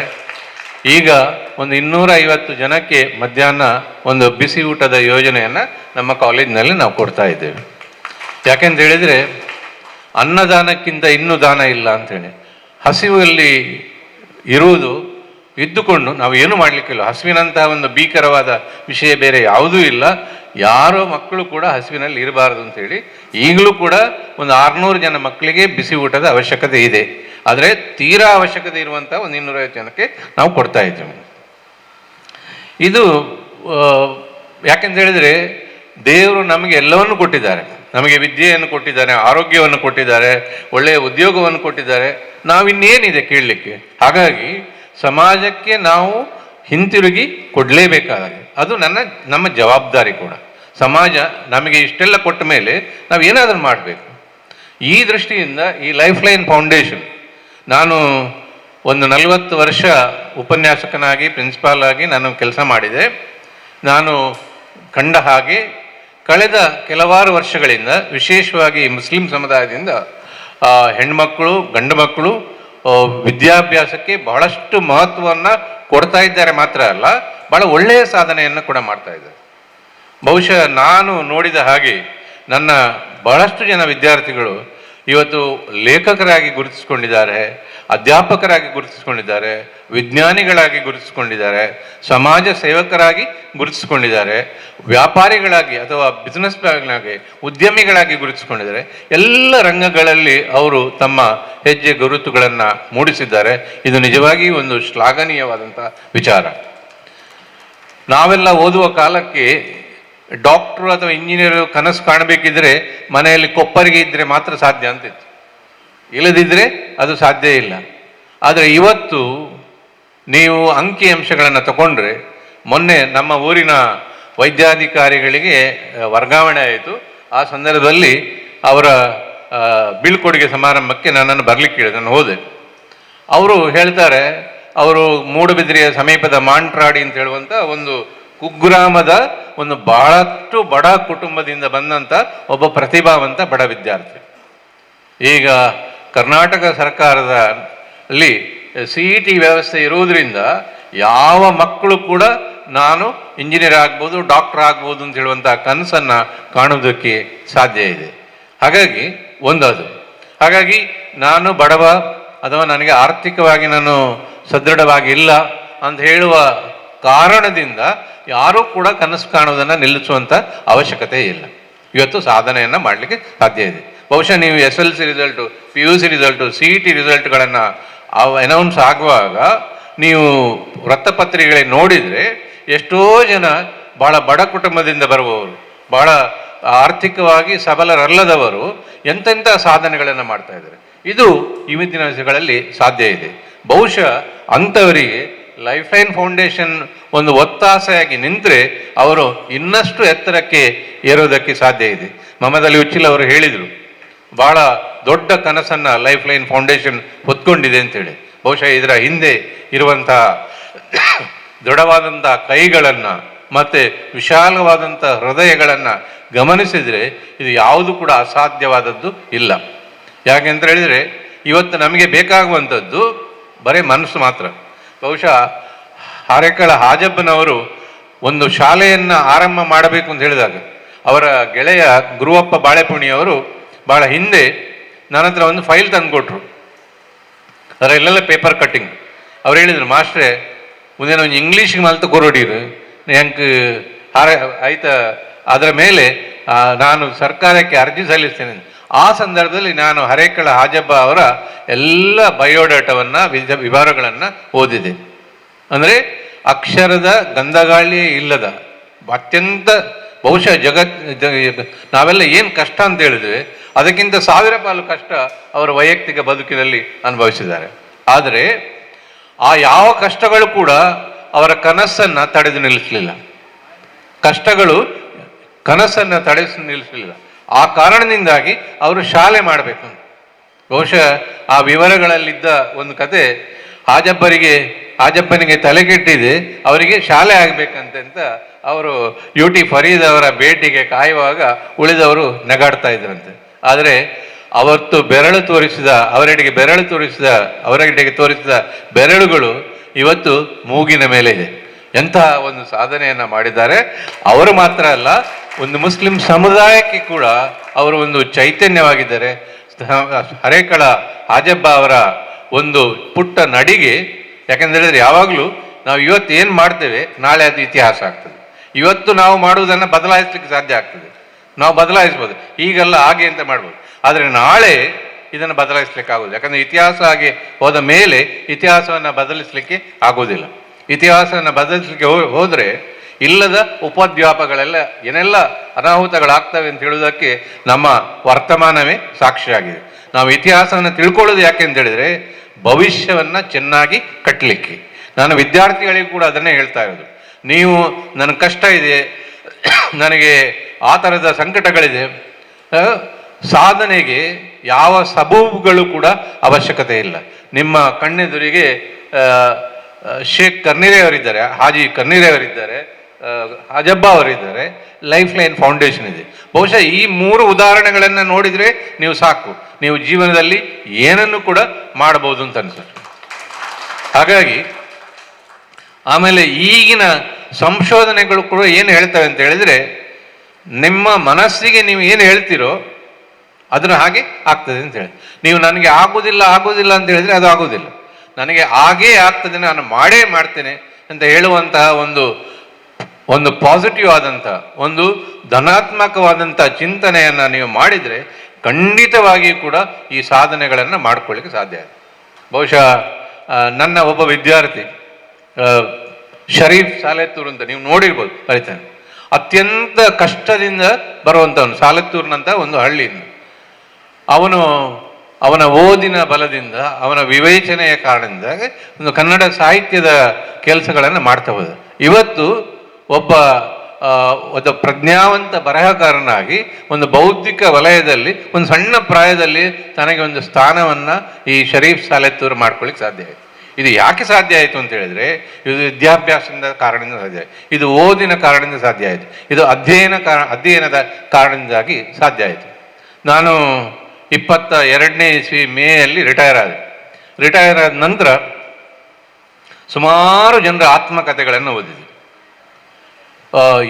ಇತ್ತೀಚೆಗೆ ಓದಿದ 2 ಆತ್ಮಕಥೆಗಳು, ಅದು ಕನ್ನಡದಲ್ಲಿ ಕೂಡ ಜಗದೀಶ್ ಕೊಪ್ಪ ಅವರು ಅನುವಾದ ಮಾಡಿದರು. ಒಬ್ಬರು ವಾರಿಸ್ ಡಿರಿ ಅಂತ ಹೇಳಿ ಮರುಭೂಮಿಯ ಹೂ ಅಂತ ಹೇಳುವಂತಹ ಒಂದು ಶೀರ್ಷಿಕೆಯಿಂದ ಕನ್ನಡಕ್ಕೆ ಅನುವಾದ ಆಗಿದೆ. ಇನ್ನೊಂದು ಮುಕ್ತಾರ್ ಮಾಯಿ, ಮೂಕ ಹಕ್ಕಿಯ ಹಾಡು ಅಂತ ಹೇಳುವ ಹೆಸರಿನ ಪುಸ್ತಕ ಅದು. ಇನ್ನೊಬ್ಬರು ಬಿದಿರು ನೀನ್ಯಾರಿಗಾದೆಯೋ ಅಂತೇಳಿ ನಮ್ಮ ಮಾಜಿ ಸಚಿವೆಯಾದಂಥ ಮೋಟಮ್ಮ ಅವರ ಆತ್ಮಕಥೆ. ಈ ಹೆಣ್ಮಕ್ಕಳು ಅದು ಎಂತಹ ಒಂದು ಅದ್ಭುತವಾದಂಥ ಒಂದು ಸವಾಲನ್ನು ಸ್ವೀಕರಿಸಿ ಒಂದು ಬದುಕನ್ನು ಕಟ್ಟಿಕೊಂಡ್ರು ಅಂತ ಹೇಳುವಂಥ ಒಂದು ವಿವರಗಳನ್ನು ಓದುವಾಗ ನಮ್ಗನ್ಸುತ್ತೆ ನಾವು ಏನೂ ಮಾಡಲಿಲ್ಲ ಜೀವನದಲ್ಲಿ, ನಾವು ಏನೂ ಅಲ್ಲ ಅಂತೇಳಿ. ಅಂದರೆ ಯಾವುದು ಕೂಡ ಅವರು ಸಮಸ್ಯೆಗಳನ್ನು ನೋಡೋದಿಲ್ಲ, ಬರೀ ಅವಕಾಶಗಳನ್ನು ನೋಡ್ತಾರೆ. ನಾನು ಇರುವಂಥ ಹೆಜ್ಜೆ ಒಂದು ದೊಡ್ಡ ಬದಲಾವಣೆಯನ್ನು ನನ್ನ ಜೀವನದಲ್ಲಿ ಮಾತ್ರ ಅಲ್ಲ, ಉಳಿದವರೆಲ್ಲರಿಗೂ ಸ್ಫೂರ್ತಿಯಾಗುವ ರೀತಿಯಲ್ಲಿ ಇರಬೇಕು ಅಂತ ಹೇಳುವಂಥ ಒಂದು ಸಾಧನೆಯನ್ನು ಅವರು ಮಾಡಿದರು. ಹಾಗಾಗಿ ಬದಲಾವಣೆಯನ್ನು ಆಗಬೇಕಾದ್ದು ಜಗತ್ತಿನಲ್ಲೆಲ್ಲ ಬದಲಾವಣೆಗಳು ಆಗಬೇಕಾದ್ದು ನಮ್ಮ ಆಲೋಚನೆಗಳಲ್ಲಿ. ನಾನು ಏನೇ ಸಮಸ್ಯೆಗಳಿದ್ದರೂ ಕೂಡ ನಾನು ಅದನ್ನು ಮಾಡ್ತೇನೆ. ಬಹುಶಃ ನಾನು ನೋಡಿದ ಹಾಗೆ ಇದು ಹೆಣ್ಮಕ್ಕಳಲ್ಲಿ ಜನ್ಮಜಾತವಾಗಿದೆ. ಯಾಕೆಂದರೆ ನಾನು ನಮ್ಮ ಕೌಟುಂಬಿಕ ಹಿನ್ನೆಲೆಗಳಲ್ಲಿ ನೋಡ್ತಾ ಇದ್ದೆ. ಹಾಗೆಯೇ ನಮ್ಮ ಬಳುವಾರ ಮಹಮ್ಮದ್ ಕುಂಜಿಯವರ ಬರಹಗಳಲ್ಲಿ, ಯಾಕಂದರೆ ಮುಸ್ಲಿಂ ಜಗತ್ತು, ಮುಸ್ಲಿಂ ಸಂಸ್ಕೃತಿ ನಮಗೆ ದಕ್ಕಿದ್ದು ಈ ಲೇಖಕರ ಓದುವಿಕೆಯ ಮೂಲಕ. ಅದು ಬಾನು ಮುಷ್ತಾಕ್ ಇರ್ಬೋದು, ನಮ್ಮ ಬಳುವಾರ ಅವರಿರ್ಬೋದು, ಅಥವಾ ಇನ್ನಿತರ ಲೇಖಕರಿರ್ಬೋದು. ಅವರ ಓದಿನ ಮೂಲಕ ನಮಗೆ ತಿಳಿಯುವಂಥದ್ದು. ಬಹುಶಃ ಎಲ್ಲ ಕಡೆಗಳಲ್ಲಿ, ಅಥವಾ ನಮ್ಮ ಮನೆಗಳಲ್ಲಿ ನಾವು ನೋಡ್ತೇವೆ, ತುಂಬ ಸಮಸ್ಯೆಗಳು ಇದ್ದಾಗಿ ಗಂಡಸರಿಗೆ ಏನೂ ಆಲೋಚನೆಗಳು ಹೊಳೆಯದೆ ತಲೆ ಮೇಲೆ ಕೈ ಹೊತ್ತು ಕೂತಾಗ, ಇಲ್ಲ ಏನಾದರೂ ಒಂದು ಪರಿಹಾರ ಇದ್ದೇ ಇರ್ತದೆ, ನೀವು ತಲೆ ಬಿಸಿ ಮಾಡಬೇಡಿ ಅಂತೇಳಿ ಅವರಿಗೆ ಧೈರ್ಯ ತುಂಬುವವರು ಹೆಣ್ಮಕ್ಳು. ಇದೇ ಕಾರಣಕ್ಕೆ ಹೇಳ್ತಾ ಇರುವಂಥದ್ದು, ಪ್ರತಿಯೊಬ್ಬ ಯಶಸ್ವಿ ಪುರುಷನ ಹಿಂದೆ ಒಬ್ಬಳು ಮಹಿಳೆ ಇರ್ತಾಳೆ ಅಂತ ಹೇಳುವಂಥದ್ದು ಇದು ಸುಳ್ಳಲ್ಲ. ಹಾಗೆ ಯಾಕೆಂತ ಹೇಳಿದ್ರೆ ಹಿರಿಯರಿಗೆ, ಸ್ತ್ರೀಯರಿಗೆ ಅಥವಾ ಹೆಣ್ಮಕ್ಕಳಿಗೆ ಪ್ರಾಕೃತಿಕವಾಗಿಯೇ ಕೆಲವು ಸಮಸ್ಯೆಗಳನ್ನು ಎದುರಿಸುವಂತಹ ಒಂದು ಸಂಕಟಗಳಿರ್ತವೆ. ಅದನ್ನು ಎದುರಿಸ್ತಾ ಅವರಲ್ಲಿ ಒಂಥರದ ಗಟ್ಟಿತನ ಇರ್ತದೆ, ಒಂಥರದ ದೃಢತೆ ಇರ್ತದೆ. ಸೊ ಈ ಕಾರಣದಿಂದಾಗಿ ಅವರ ಜೀವನ ದೃಷ್ಟಿ, ಅವರ ಬದುಕಿಗೆ ಕನ್ನಡಿನ ನಿಲುವು ವಿಶಿಷ್ಟವಾದದ್ದು, ವಿಭಿನ್ನವಾದದ್ದು. ಆದರೆ ಬಹಳಷ್ಟು ಸಂದರ್ಭಗಳಲ್ಲಿ ನಾವು ಗಂಡಸರು ಅದನ್ನು ನೋಡೋದೇ ಇಲ್ಲ. ಹೊಸದಾಗಿ ಸಾಮಾನ್ಯವಾಗಿ ನಾನೂ ಕೂಡ ಪುರುಷ ಪ್ರಧಾನ ಸಮಾಜದಿಂದ ಬರುವವನು. ನಾವು ಮದುವೆಯಾಗಿ ಹೊಸರಲ್ಲಿ ಒಂದಷ್ಟು ಮನೆ ಕೆಲಸ ಮಾಡಿ ನಾನು ನನ್ನ ಹೆಂಡತಿಗೆ ಹೇಳಿದೆ, ನಾನು ಇವತ್ತು ಇಷ್ಟೆಲ್ಲ ಕೆಲಸ ಮಾಡಿ ನಿನಗೆ ಸಹಾಯ ಮಾಡಿದ್ದೇನೆ. ಆಗ ಆಕೆ ತಿರುಗಿ ಕೇಳಿದರು, ನೀನು ಇದು ನನ್ನ ಮನೆ ಅಂತ ಯಾಕೆ ತಿಳ್ಕೊಳ್ತಿ? ಅದು ನಮ್ಮ ಮನೆ, ನಮ್ಮ ಮನೆಗೆ ನೀನು ಮಾಡೋ ಕೆಲಸ. ನೋಡಿ ನಮ್ಮ ಆಲೋಚನೆಗಳು ಹೇಗಿರ್ತದೆ ಅಂದರೆ, ನಾವು ಮನೆಯಲ್ಲಿ ಏನಾದರೂ ನಮ್ಮ ತಂಗಿಯಂದಿರಿಗೋ ಅಥವಾ ಅಕ್ಕಂದಿರಿಗೂ ಏನಾದರೂ ಸಹಾಯ ಮಾಡಿದರೆ ನಾವು ಅವರಿಗೆ ಮಾಡಿದ ಸಹಾಯ ಅಂತ ಹೇಳಿದ್ರೆ, ಅದು ಅವರಿಗೆ ಮಾಡಿದ ಸಹಾಯ ಅಲ್ಲ, ಅದು ನಮ್ಮ ಮನೆಗೆ ನಾವು ಮಾಡೋ ಸಹಾಯ. ಹಾಗಾಗಿ ಒಂದು ಕೌಟುಂಬಿಕ ನೆಲೆಯಲ್ಲಿ ಕೂಡ ನಾವು ಒಂದು ತರಹದ ಒಂದು ಬಾಂಧವ್ಯವನ್ನು, ಸೊ ಬಾಂಡಿಂಗನ್ನು ಬೆಳೆಸುವ ಅವಶ್ಯಕತೆ ತುಂಬ ಇದೆ. ಈ ಹೆಣ್ಮಕ್ಕಳ ಸಾಧನೆಗೆ ಒತ್ತಾಸೆಯಾಗಿ ನಿಂತು ಅವರ ಕನಸುಗಳೇನಿದೆ, ನಮಗೆ ಯಾವಾಗಲೂ ಅನಿಸೋದು SLC ರ್ಯಾಂಕ್ ಬರ್ತದೆ, PUCಯಲ್ಲಿ ರ್ಯಾಂಕ್ ಬರ್ತದೆ, ಎಂಟ್ರೆನ್ಸ್ CETಯಲ್ಲಿ ರ್ಯಾಂಕ್ ಬರ್ತದೆ, ಈ ಹೆಣ್ಮಕ್ಕಳಲ್ಲಿ ಎಲ್ಲಿಗೆ ಹೋಗ್ತಾರೆ ಅಂತ ಹೇಳುವಂಥದ್ದು ಯಾವಾಗಲೂ ನನ್ನನ್ನು ಕಾಡುವಂಥ ಪ್ರಶ್ನೆ. ಆ ನಂತರ ದೊಡ್ಡ ದೊಡ್ಡ ಸಾಧನೆಗಳಲ್ಲಿ, ಅದು ಅವಾರ್ಡ್ ಇರ್ಬೋದು, ಸೈಂಟಿಸ್ಟ್ಗಳಿರ್ಬೋದು, ಅಥವಾ ಬೇರೆ ಸಾಧನೆಗಳು, ಆದರೆ ಇತ್ತೀಚಿನ ದಿವಸಗಳಲ್ಲಿ ಆ ಕ್ಷೇತ್ರದಲ್ಲಿ ಕೂಡ ಹೆಣ್ಮಕ್ಕಳು ಅವರ ಒಂದು ಅಸ್ಮಿತೆಯನ್ನು, ಅವರ ಹೆಜ್ಜೆ ಗುರುತುಗಳನ್ನು ಮೂಡಿಸ್ತಾ ಇದ್ದಾರೆ. ಹಾಗಾಗಿ ಈಗಿನ ಕಾಲ ಬಹಳಷ್ಟು ಸಮಸ್ಯೆಗಳಿರ್ಬೋದು, ಆದರೆ ಇದು ದೊಡ್ಡ ಅವಕಾಶಗಳ ಹೆಬ್ಬಾಗಿಲನ್ನೇ ತೆರೆದಿದೆ ಅಂತ ನಾನು ಈ ಸಂದರ್ಭದಲ್ಲಿ ನಿಮಗೆ ಹೇಳಲಿಕ್ಕೆ ಇಷ್ಟಪಡ್ತಾ ಇದ್ದೀನಿ. ಇನ್ನೊಂದು, ಸಾಮಾನ್ಯವಾಗಿ ನಿಮ್ಮ ಆಸಕ್ತಿಗಳೇನಿದೆ ಅದನ್ನು ಸರಿಯಾಗಿ ಗುರುತಿಸ್ಕೊಳ್ಳಿ. ಈಗ ನೀವು SSLCಯಲ್ಲಿ ಉತ್ತಮ ಅಂಕಗಳನ್ನು ಗಳಿಸಿದ್ದೀರಿ. ಒಂದು ನೆನಪಿಟ್ಕೊಳ್ಳಿ, ಜ್ಞಾನ ಅಂತ ಹೇಳುವಂಥದ್ದು ಬರೀ ಅಂಕಗಳಲ್ಲಿ ಇರುವುದಲ್ಲ. ಜ್ಞಾನ ಅಂತ ಹೇಳುವಂಥದ್ದು ಈ ಜಗತ್ತನ್ನು, ಜ್ಞಾನ ಶಿಸ್ತನ್ನು ಅರ್ಥ ಮಾಡಿಕೊಳ್ಳುವಂಥ ಒಂದು ಸಾಮರ್ಥ್ಯ. ಇದು ಬಹಳ ಮುಖ್ಯ. ಈಗ ನಮ್ಮಲ್ಲಿ ಏನಾಗ್ತದೆ ಅಂತ ಹೇಳಿದರೆ, ಶಾಲೆಯಲ್ಲಿ ಏನು ಉಂಟೋ ಅದಕ್ಕೆ ಸರಿಯಾಗಿ ನಾವು ಓದಬೇಕು. ಆದರೆ ದೊಡ್ಡ ದೊಡ್ಡ ವಿಶ್ವವಿದ್ಯಾನಿಲಯಗಳಲ್ಲಿ ಅಥವಾ ಪ್ರಪಂಚದ ಬೆಸ್ಟ್ ಇನ್ಸ್ಟಿಟ್ಯೂಷನ್ಸಲ್ಲಿ ಶಾಲೆಗೆ ಸರಿಯಾಗಿ ಮಕ್ಕಳು ಓದುವುದಲ್ಲ, ಮಕ್ಕಳಿಗೆ ಆಸಕ್ತಿಗೆ ಸರಿಯಾಗಿ ಬೇಕಾದಂಥ ಶಿಕ್ಷಣವನ್ನು ಕೊಡ್ತಾರೆ. ಈ ವ್ಯತ್ಯಾಸವನ್ನು ನೀವು ತಿಳ್ಕೊಳ್ಬೇಕು. ನೀವು ನಾಳೆ ಯುರೋಪಿಯನ್ ಯೂನಿವರ್ಸಿಟಿಗೆ ಹೋದರೆ ಅಥವಾ ಅಮೆರಿಕದ ಯೂನಿವರ್ಸಿಟಿಗೆ ಹೋದರೆ ನಿಮ್ಮ ಮಾರ್ಕ್ ಕಾರ್ಡ್ಗಳನ್ನು ಯಾವುದು ನೋಡೋದಿಲ್ಲ. ಅವ್ರು ಏನು ಕೇಳ್ತಾರೆ ಅಂತ ಹೇಳಿದರೆ, ನಿಮಗೆ ಇಲ್ಲಿ ನಾವು ಯಾಕೆ ಅಡ್ಮಿಷನ್ ಕೊಡಬೇಕು? ನಾನು ಎಕನಾಮಿಕ್ಸ್ ಓದ್ತೇನೆ, ನಾನು ಫಿಸಿಕ್ಸ್ ಓದ್ತೇನೆ ಅಂತ ಹೇಳಿದರೆ, ಫಿಸಿಕ್ಸಲ್ಲಿ ಏನು ಓದ್ತಿ, ಯಾಕೆ ಓದ್ತಿ, ಅದರ ಏನಾಗ್ತದೆ ಅಂತ ಹೇಳುವ ಪ್ರಶ್ನೆಗಳನ್ನ ಕೇಳ್ತಾರೆ. ಆಗ ನಮಗೆ ಇಲ್ಲಿ ಗಡಿಬಿಡಿ ಆಗ್ತದೆ. ನಾವೇನು ಹೇಳಿದ್ವಿ, ಅದು ನಮ್ಮಲ್ಲಿ ಪರೀಕ್ಷೆಗೆ ಕೇಳಲಿಲ್ಲ, ಅದು ನಮ್ಮಲ್ಲಿ ಸಿಲೆಬಸ್ ಅಲ್ಲಿ ಇಲ್ಲ. ಸೊ ಈ ರೀತಿಯ ಉತ್ತರಗಳನ್ನು ನಾವು ಕೊಡಲಿಕ್ಕೆ ಆಗೋದಿಲ್ಲ.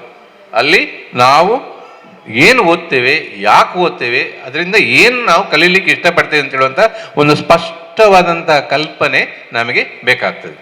ನಮ್ಮಲ್ಲಿ ಸುಮಾರು ಸಂದರ್ಭಗಳಲ್ಲಿ ಏನಾಗ್ತದೆ ಅಂತ ಹೇಳಿದ್ರೆ, ಇಲ್ಲಿ ನಾವು ಈಜುವುದನ್ನು ಕಲಿಸ್ತೇವೆ, ಕುದುರೆ ಸವಾರಿಯನ್ನು ಕಲಿಸ್ತೇವೆ, ಅವ ಕುದುರೆಯನ್ನೇ ನೋಡಿರೋದಿಲ್ಲ. ಈಜುವುದನ್ನು ಕಲಿಸಿ ಅವ ನೀರಿಗೆ ಇಳಿದಿರೋದಿಲ್ಲ.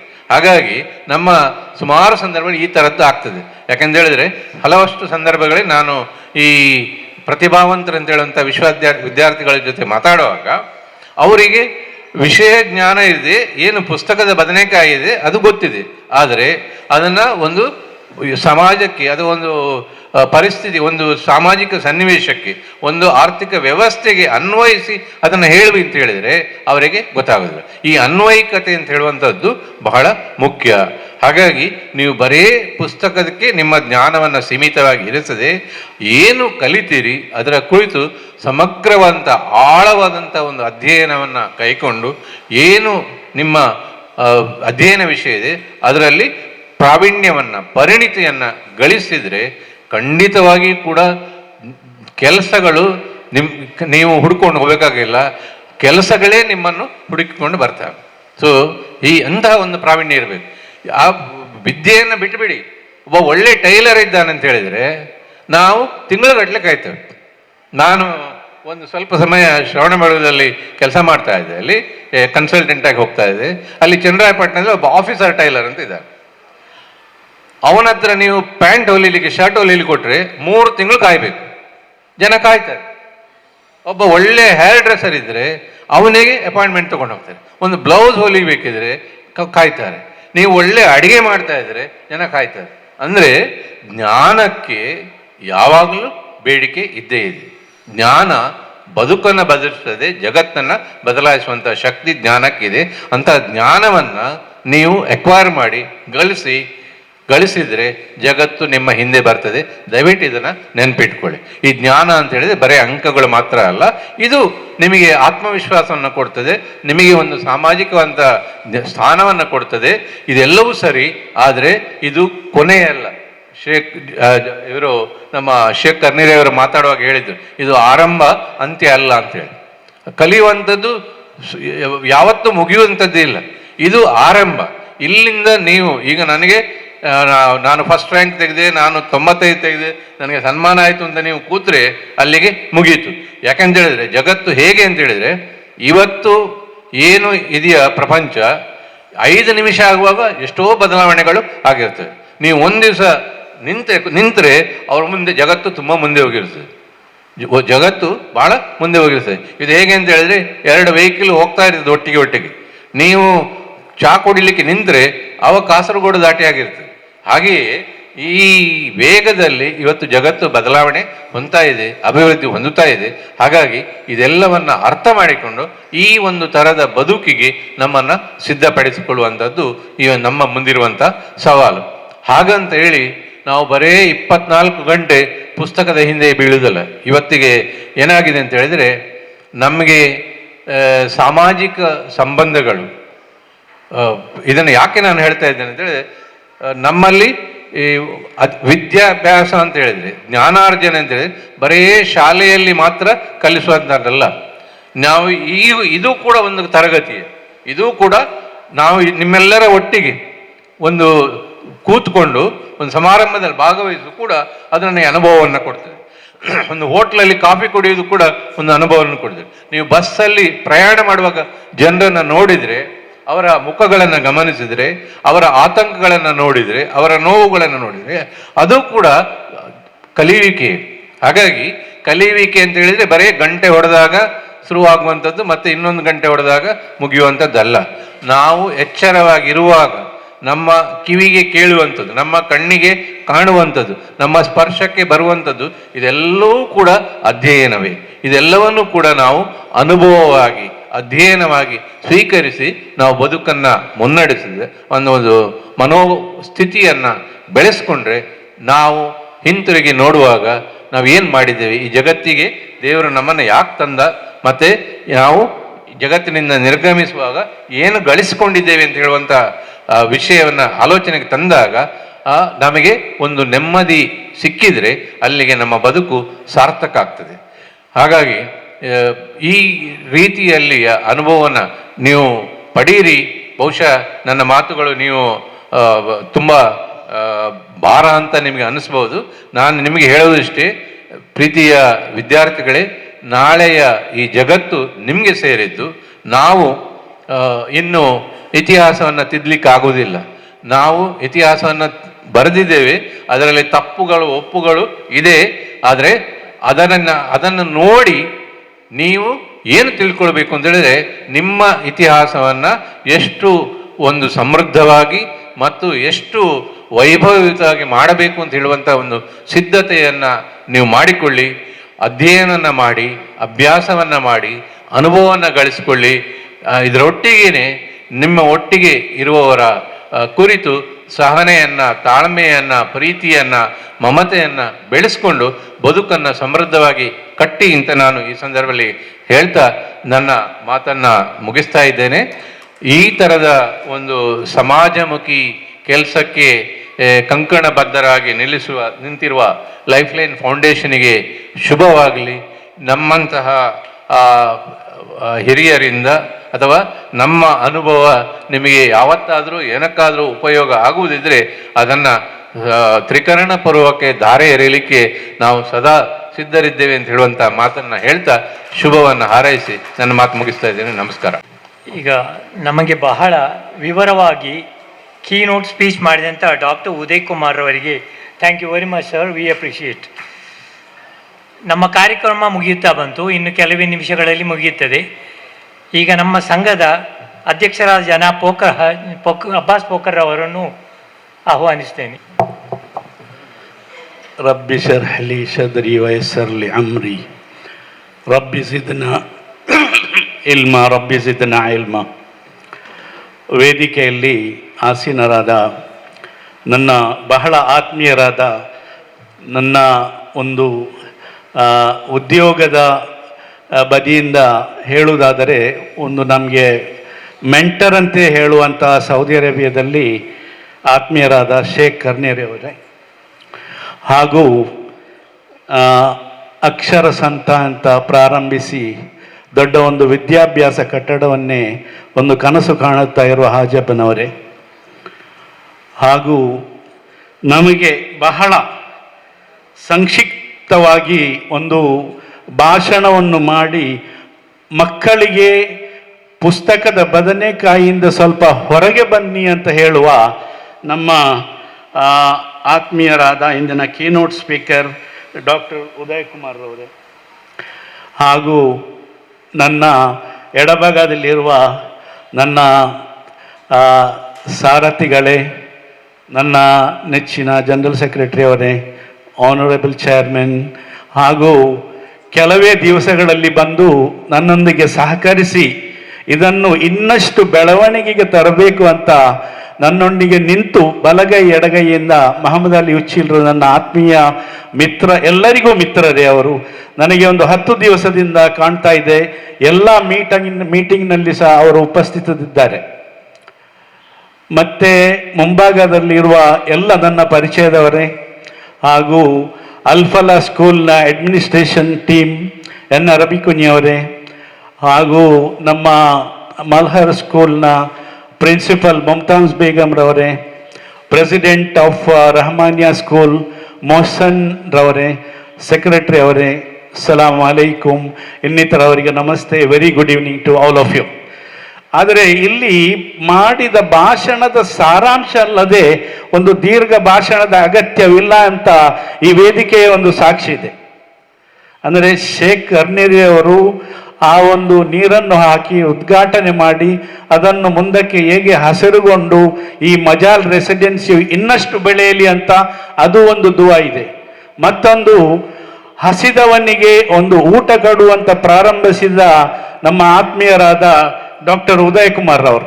ಇಟ್ಸ್ ವೆರಿ, ಅದು ನೀವು ನೋಡ್ಲಿಕ್ಕೆ ಹೋದರೆ ಈ ಭಾಷಣದ ಘನತೆ ಎಷ್ಟಿದೆ ಅಂತ ಹೇಳಿದ್ರೆ ಅದು ಸ್ವಲ್ಪ ನಾವು ತೆಗೆದರೆ ಗೊತ್ತಾಗ್ತದೆ.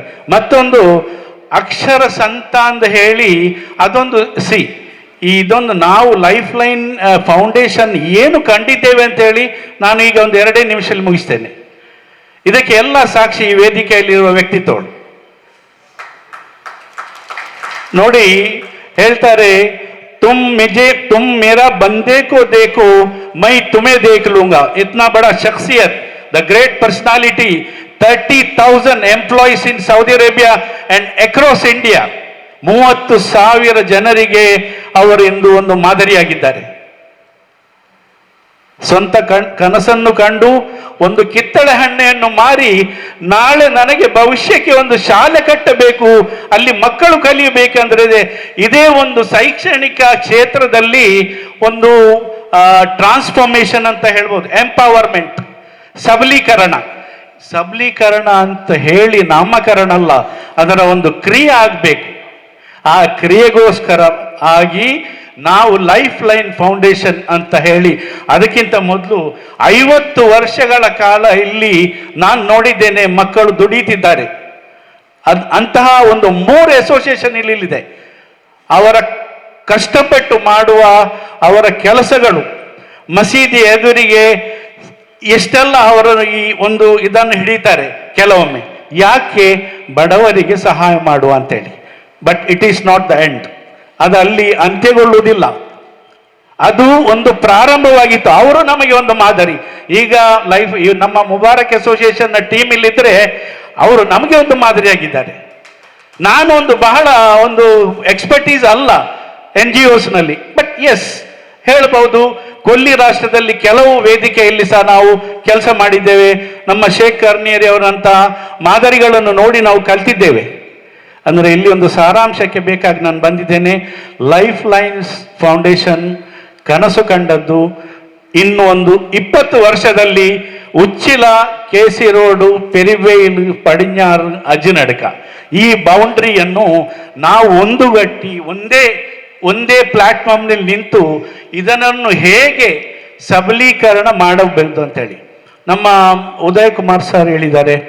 ಪುಸ್ತಕದ ಬದನೆಕಾಯಿಯಿಂದ, not the curriculum is the end, it is not 4 wall boundary, you just spread your thought process out of the boundary. ನೀವು ಕಂಡ ಕನಸು ಅದು ನೆನಸಾಗಿ ಬರ್ತದೆ ನಾಳೆ. ಅಂದರೆ ಎಲ್ಲ ಬರೆದು ಒಂದು ಡಿಕ್ಟೇಟ್ ಮಾಡಿ ಟೀಚರ್ ನಾನು ಮನೆಗೆ ಹೋಗ್ತೇನೆ ನಾಳೆ ಇದಕ್ಕಿಂತ ಹೆಚ್ಚಾಗಿ ಅಲ್ಲ. ನಾವು ಎಷ್ಟು ನಮ್ಮ ಥಾಟ್ ಪ್ರಾಸೆಸ್ ಅನ್ನು ವೈಡ್ ಮಾಡಿದ್ದೇವೆ, ಅದನ್ನು ನಾವು ಕನಸು ಕಂಡಿದ್ದೇವೆ, ಅದೇ ನಾಳೆ ನಮಗೆ ಒಂದು ಸಾಕ್ಷಿಯಾಗಿ ಬರ್ತದೆ. ನಾಳೆ ಕೇಳಿದರೆ ಹೇಳ್ಬೋದು, ಆ ಸ್ಕೂಲ್ನಲ್ಲಿ ನಾನು ಎಲ್ಲ ಕಲಿತು ಬಂದಿದ್ದೇನೆ ಅಂತೇಳಿ. ನಾವು ಅದಕ್ಕೆ ಸಪೋರ್ಟ್ ಆಗಿ ಲೈಫ್ ಲೈನ್ ಫೌಂಡೇಶನ್ ಅಂತ ನಾವೊಂದು 10 ತಿಂಗಳಾದದ್ದಷ್ಟೇ ನನ್ನೊಟ್ಟಿಗೆ ನನ್ನ ಕೈ ಹಿಡ್ಕೊಂಡು ಮತ್ತು ಎಡಬಲದಿಂದ ಕೆಲಸ ಮಾಡುವವರು ಸಹ ಅವರ ಒಂದೇ ಆಲೋಚನೆಯಲ್ಲಿದ್ದೇವೆ ನಾವು. ಇದರಲ್ಲಿ ಯಾರು ವ್ಯಕ್ತಿತ್ವವಿಲ್ಲ. ನಾಳೆ ಪ್ರೆಸಿಡೆಂಟ್ ಬದಲಾಗಬಹುದು, ಆದರೆ life line foundation research and sustainable ನಲ್ಲಿ ಬರ್ತದೆ. ಇಂತಹ ಒಂದು ಕನಸು ನಾವು ಕಂಡಿದ್ದೇವೆ. ನಾನು ಎಲ್ಲ ನನ್ನ ಈ ಸಾರಥಿಗಳು ಮತ್ತು ನನ್ನ ಬಲಭಾಗದಲ್ಲಿರುವ ನನ್ನ ಜನರಲ್ ಸೆಕ್ರೆಟರಿ, ನನ್ನ ಆತ್ಮೀಯ ಮಿತ್ರ, ಈಗ ತಾನೇ ಬಂದ ಮೊಹಮ್ಮದ್ ಅಲಿ ಉಚ್ಚಿಲ್, ನಮ್ಮ ಸೆಕ್ರೆಟರಿಯಾಗಿ ಬಹಳ ಕಷ್ಟದಲ್ಲಿ ಇಲಿಯಾಸ್ UP ಅವರು ಕೆಲಸ ಮಾಡ್ತಾ ಇದ್ದಾರೆ. ಎಲ್ಲ ಡಾಕ್ಯುಮೆಂಟ್ರಿ ಅಡ್ಮಿನಿಸ್ಟ್ರೇಷನ್ ಹ್ಯಾಂಡಲ್ ಮಾಡ್ತಾ ಇದ್ದಾರೆ. ಎಲ್ಲರಿಗೂ ನಾನು ಭಾಗಿಯಾಗಿದ್ದೇನೆ. ಮತ್ತು ನನ್ನ ಈ ಮಾತನ್ನು ನಾನು ಕೊನೆಗೊಳಿಸುವುದು ಒಂದೇ ಹೇಳೋದು, ಮಕ್ಕಳಿಗೆ ನೀವೆಲ್ಲ, ನಾನು ಒನ್ ಮಿನಿಟ್ಸ್ ಇಲಿಯಾಸ್ 1 minute ಒಂದು ನಿಮಿಷ. ಲಾಸ್ಟ್ ವೀಕ್ ಮ್ಯಾಂಗ್ಳೂರ್ನಲ್ಲಿ ಒಂದು ವೇದಿಕೆಯಲ್ಲಿ ಇಂಡಿಯನ್ ಪರ್ಸನಲ್ ಲಾ ಬೋರ್ಡ್ನ ಒಂದು ಡೈರೆಕ್ಟರ್ ಬಂದಿದ್ದರು. 80 ವರ್ಷದವರು. ಒಂದು ಲಾಠಿ ಕೈಯಲ್ಲಿ ಹಿಡಿದು ಒಂದು ಶಾಲ್ ಹಾಕಿ ವೇದಿಕೆಯಲ್ಲಿ ಬಂದು ಕುಳಿತುಕೊಂಡ್ರು. ಎಲ್ಲರ ಮಾತನ್ನು ಕೇಳಿದರು. ನಾನು ಅದರಲ್ಲಿ ಒಂದು ಜನರಲ್ ಸೆಕ್ರೆಟರಿ ಆಗಿ ಕೆಲಸ ಮಾಡ್ತಾ ಇದ್ದೇನೆ ಟ್ರಸ್ಟಿಯಲ್ಲಿ. ಅವರ ಟರ್ನ್ ಬರುವಾಗ ಅವರ ಕೈಯಲ್ಲಿ ಮೈಕ್ ಕೊಟ್ಟೆ, ಅವರು ಕೂತ್ಕೊಂಡ್ರು. ಬಹಳ ಸಮಾಧಾನವಾಗಿ ಹೇಳಿದರು, 140 ಕೋಟಿ ಪಾಪ್ಯುಲೇಟೆಡ್ ಕಂಟ್ರಿ ಇಂಡಿಯಾ. ಎಷ್ಟು? 140 ಕೋಟಿ.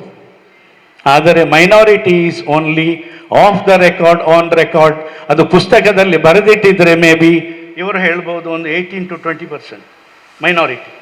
ಎಸ್, ಅದರಲ್ಲಿ ನಾವು ಒಂದು ಸಿವಿಲ್ ಸರ್ವಿಸ್ ಅಂತ ಇದೆಯಲ್ಲ ನಮ್ಮಲ್ಲಿ, IAS IPS ಮತ್ತು ಇಂಡಿಯನ್ ಫಾರಿನ್ಸ್ IFS, ಅದರಲ್ಲಿ 1.5% ಮಾತ್ರ ಮೈನಾರಿಟಿ ಇದ್ದದ್ದು ಮೊದಲು. ಈಗ ತಾನೇ ಸ್ವಲ್ಪ ಎಲ್ಲ ಸಂಘಟನೆಗಳು ಬಲವಾಗಿ ಒತ್ತಿಕೊಂಡು ಟ್ರೈನಿಂಗ್ ಸೆಷನ್ ಮಾಡಿ ನಮ್ಮ ಇವರು ಕರ್ನೇರಿ ಅವರ ಒಂದು ಮಾದರಿಯಾಗಿದ್ದಾರೆ. ಈಗ ಊರಿನಲ್ಲಿ ಅವರ ಬೃಹತ್ ಕಟ್ಟಡದ ಒಳಗೆ ಈಗ ಕೆಲವು ಟ್ರೈನಿಂಗ್ ನಡೀತಾ ಇದೆ ವಿದ್ಯಾಭ್ಯಾಸಕ್ಕೆ, ಸಬಲೀಕರಣ. It is an empowerment for the education platform. ನಾನು ನಾಳೆ ಬರೆದಿಟ್ಟು ಹೋದರೆ ಆಗ್ಲಿಕ್ಕಿಲ್ಲ, ನಾವು ಸಬಲೀಕರಣ ಮಾಡಿದ್ದೇವೆ ಅಂತ ಹೇಳಿ ಇಲ್ಲ.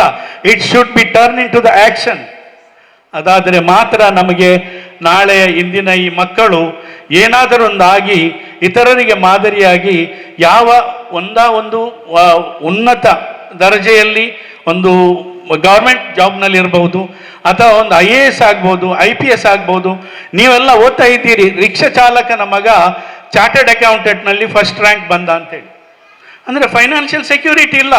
ಅವರು ನೋಡಿದರು ನನಗೆ ನಾಳೆ ಏನು ಗತಿ ಇಲ್ಲ, ಆದರೆ ಅವರು ಬರುವಾಗ ಅವರ ರೈಟ್ ಆ್ಯಂಡ್ ಲೆಫ್ಟ್ನಲ್ಲಿ ಒಂದು 2 ಸೆಕ್ಯೂರಿಟಿ ಇರ್ತದೆ. ಈಗ ನಾರ್ತ್ ಇಂಡಿಯಾ ಎಲ್ಲಿ ಬೇಕಾದರೂ ನೋಡಿ, IAS IPS IFS ಎಲ್ಲ ಬಿಲೋ 30 years. ನಾನು ಕೆಲವು ಸಾಮಾಜಿಕ ತಾಣದಲ್ಲಿ ಸಹ ನೋಡ್ತಾ ಇದ್ದೇನೆ ಇಂಟರ್ವ್ಯೂ ನೋಡುವಾಗ ನಮಗೆ ಆಸೆ ಆಗ್ತಾ ಇದೆ.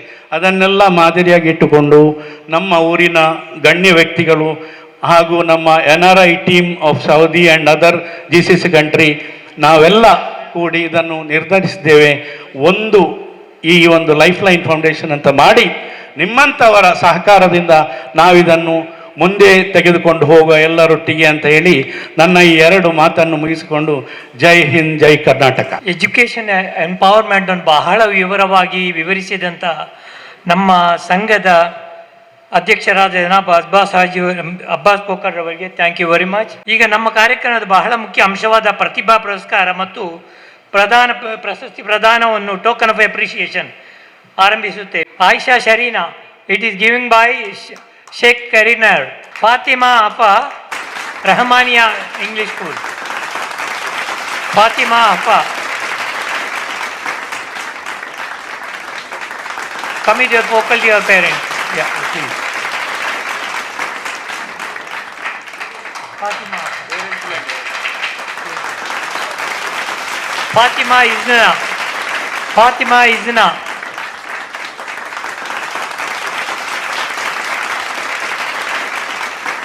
ಈಗ ಡಾಕ್ಟರ್ ಉದಯ್ ಕುಮಾರ್ ಅನ್ನು ಆಹ್ವಾನಿಸಿದ್ದೇವೆ. ಖತೀಜತುಲ್ ನೂರ ಕಣಚೂರ್. ಫಾತಿಮಾ ಮದಿನಾ ಕೇಸ್, come with along with your parents. ಯಾರಾದರೂ ಶಿಕ್ಷಕರು ಇದ್ದರೆ ಒಟ್ಟಿಗೆ ಬನ್ನಿ ಪ್ಲೀಸ್.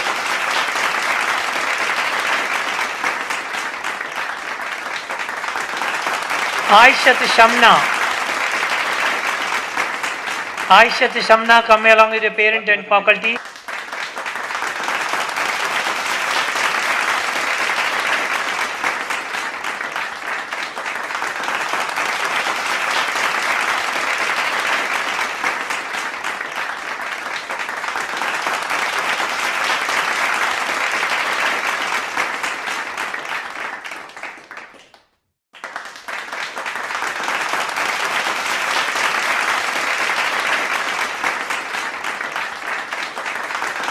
ನಾವು ಡಾಕ್ಟರ್ ಹಾಜಪ್ಪನ್ ಅವರು ಈ ಪ್ರಶಸ್ತಿನ ಕೊಡಬೇಕಾಗಿ ವಿನಂತಿ. ಫಾತಿಮಾ ಮಜೀನಾ ಕೇಜ್, Ayesha Shamna, come with parent.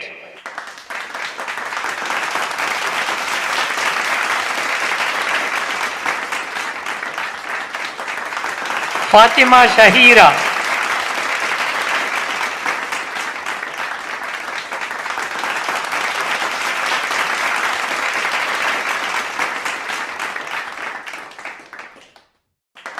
ಫಾತಿಮತಿ Shaheena Fala, Alfala, Fatima Shaheera yeah.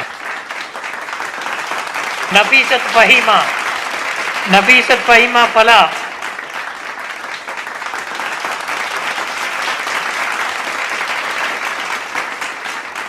Halima ರಿದಾ,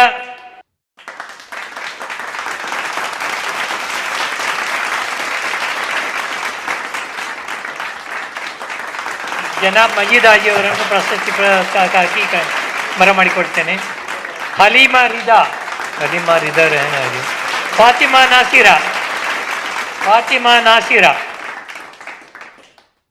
Fatima ನಾಸಿರಾ ರಹಮಾನಿಯಾ school.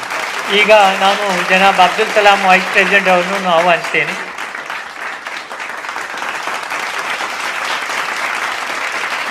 Mariam Safveera Rahmaniya English medical.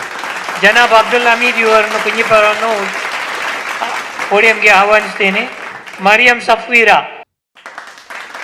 Mohammed Mubeed Rahmaniya school. Mohammed ಮುಬೀದ್.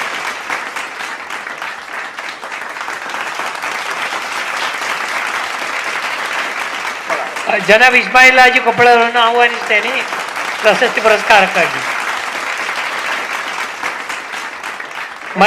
Mariyamma Abida Rahmaniya school.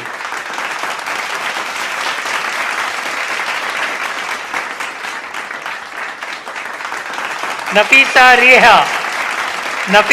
ರಿಹಾ ಫಲಾ.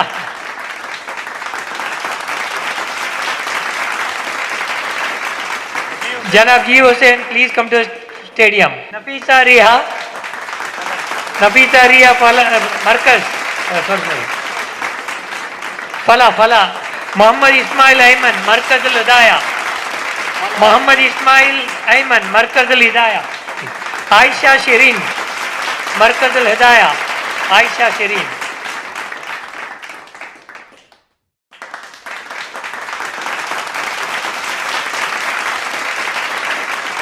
ನೂಹಾ Aleema Fatima Markaz al-Hidaya. ಜನಾಬ್ ಮೊಹಮ್ಮದ್ ಅಲಿ ಉಚ್ಚಿಲ್ ಅವರು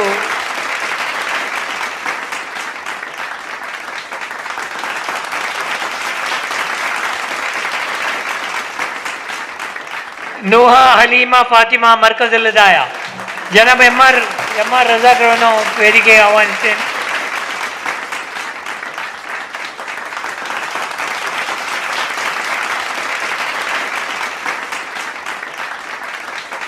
Mariam Mavida, madam, please come to the stage.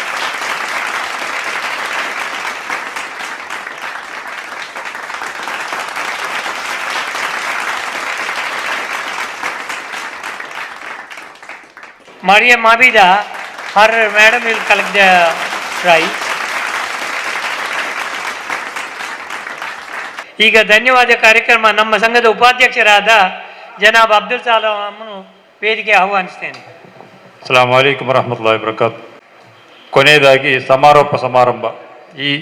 ಇವತ್ತಿನ ಈ ಕಾರ್ಯಕ್ರಮಕ್ಕೆ ಆಗಮಿಸಿ ನಮ್ಮನ್ನೆಲ್ಲರಿಗೂ ಹಿತವಚನಗಳನ್ನು ಹಾಗೂ ಉದ್ಘಾಟನೆ ಮಾಡಿದಂತಹ KS ಶೇಖ್ ಕರ್ನೀರ್ ಅವರಿಗೆ ಲೈಫ್ ಲೈನ್ ಫೌಂಡೇಶನ್ ಪರವಾಗಿ ತುಂಬ ಹೃದಯದ ಧನ್ಯವಾದಗಳನ್ನು ಅರ್ಪಿಸ್ತಾ ಇದ್ದೇನೆ. ಅದೇ ರೀತಿ ಇವತ್ತಿನ ಕಾರ್ಯಕ್ರಮಕ್ಕೆ ಬಂದು ನಮಗೆಲ್ಲರಿಗೂ ಕೀನೋಟ್ಸ್ ಆಗಿ ಬಂದಂತಹ ಡಾಕ್ಟರ್ ಉದಯ್ ಕುಮಾರ್ ಅವರಿಗೂ ಸಹ ನಾನು ಲೈಫ್ ಲೈನ್ ಫೌಂಡೇಶನ್ ಪರವಾಗಿ ತುಂಬ ಹೃದಯದ ಧನ್ಯವಾದಗಳು. ಅದೇ ರೀತಿ ಇವತ್ತಿನ ಕಾರ್ಯಕ್ರಮದ ಕೇಂದ್ರ ಬಿಂದು ತಾನೊಬ್ಬ ಒಂದು ಮುಕ್ಕಾಲಿಗೆ ಇಲ್ಲ ಅಂತ ಹೇಳಿದ ಅವರ ರೂಪ ಮತ್ತು ಅವರ ಧ್ಯೇಯ ಏನು ಅಂತ ಹೇಳಿದರೆ ನಮಗೆಲ್ಲರೂ ನಾವು ಅಚ್ಚರಿ ಆಗಬೇಕು ಅಂತ ಅಂಥವರು ನಮ್ಮ ಈ ವೇದಿಕೆಯಲ್ಲಿ ಬಂದು ನಮ್ಮಲ್ಲಿ ಆಸೀನರಾಗಿದೆ. ಅವರಿಗೂ ಸಹ ನಾನು ಲೈಫ್ ಲೈನ್ ಫೌಂಡೇಶನ್ ಪರವಾಗಿ ತುಂಬ ಹೃದಯದ ಧನ್ಯವಾದಗಳನ್ನು ಅರ್ಪಿಸ್ತಾ ಇದ್ದೇನೆ. ಅದೇ ರೀತಿ ನಮ್ಮ ಈ ಕಾರ್ಯಕ್ರಮದ ಅಧ್ಯಕ್ಷ ಸ್ಥಾನವನ್ನು ವಹಿಸಿದಂತಹ ಅಬ್ಬಾಸ್ ಸುಚ್ಚಿಲ್ ಪೋಕರ್ ಅವರಿಗೂ ಹಾಗೂ ನಮ್ಮವರೇ ಆದಂತಹ ನಮ್ಮ ಜಮಾತಿನ ಹಿತೈಷಿಯು ಅಧ್ಯಕ್ಷರು ನನ್ನ ಒಡನಾಟಿಯಾದಂತಹ ಇಸ್ಮಾಯಿಲ್ ಹಾಜಿ ಕೊಪ್ಪಲ್ರವರಿಗೂ ಸಹ ನಮ್ಮ ಲೈಫ್ ಲೈನ್ ಫೌಂಡೇಶನ್ ಪರವಾಗಿ ತುಂಬ ಹೃದಯ ಧನ್ಯವಾದಗಳನ್ನು ಅರ್ಪಿಸ್ತಾ ಇದ್ದೇನೆ. ಅದೇ ರೀತಿ ಎಲ್ಲ ನಮ್ಮ ಲೈಫ್ ಲೈನ್ ಫೌಂಡೇಶನ್ನ 17 ಸದಸ್ಯರಿಗೂ ಒಂದೇ ವಾಕ್ಯದಲ್ಲಿ ಧನ್ಯವಾದಗಳನ್ನು ಅರ್ಪಿಸ್ತಾ ಇದ್ದೇನೆ. ಅದೇ ರೀತಿ ರಹಮಾನಿಯಾ ಮತ್ತು ಅಲ್ಫಲಾ ಮರ್ಕಜ ಸ್ಕೂಲ್ನ ಅಧ್ಯಾಪಕರು ಹಾಗೂ ಆಡಳಿತ ವರ್ಗ ಮತ್ತು ವಿದ್ಯಾರ್ಥಿಗಳಿಗೆ ಒಂದೇ ವಾಕ್ಯದಲ್ಲಿ ಧನ್ಯವಾದಗಳನ್ನು ಹೇಳುತ್ತಾ ಈ ಧನ್ಯವಾದ ಭಾಷಣ ಮುಗಿಸ್ತೇನೆ. ಅಸ್ಸಲಾಮು ಅಲೈಕುಂ ವರಹಮತುಲ್ಲಾಹಿ ವಬರಕಾತು. ಆಖಿರು ದವಾನಾ ಅಲ್ಹಮ್ದುಲಿಲ್ಲಾಹಿ ರಬ್ಬಿಲ್ ಆಲಮೀನ್.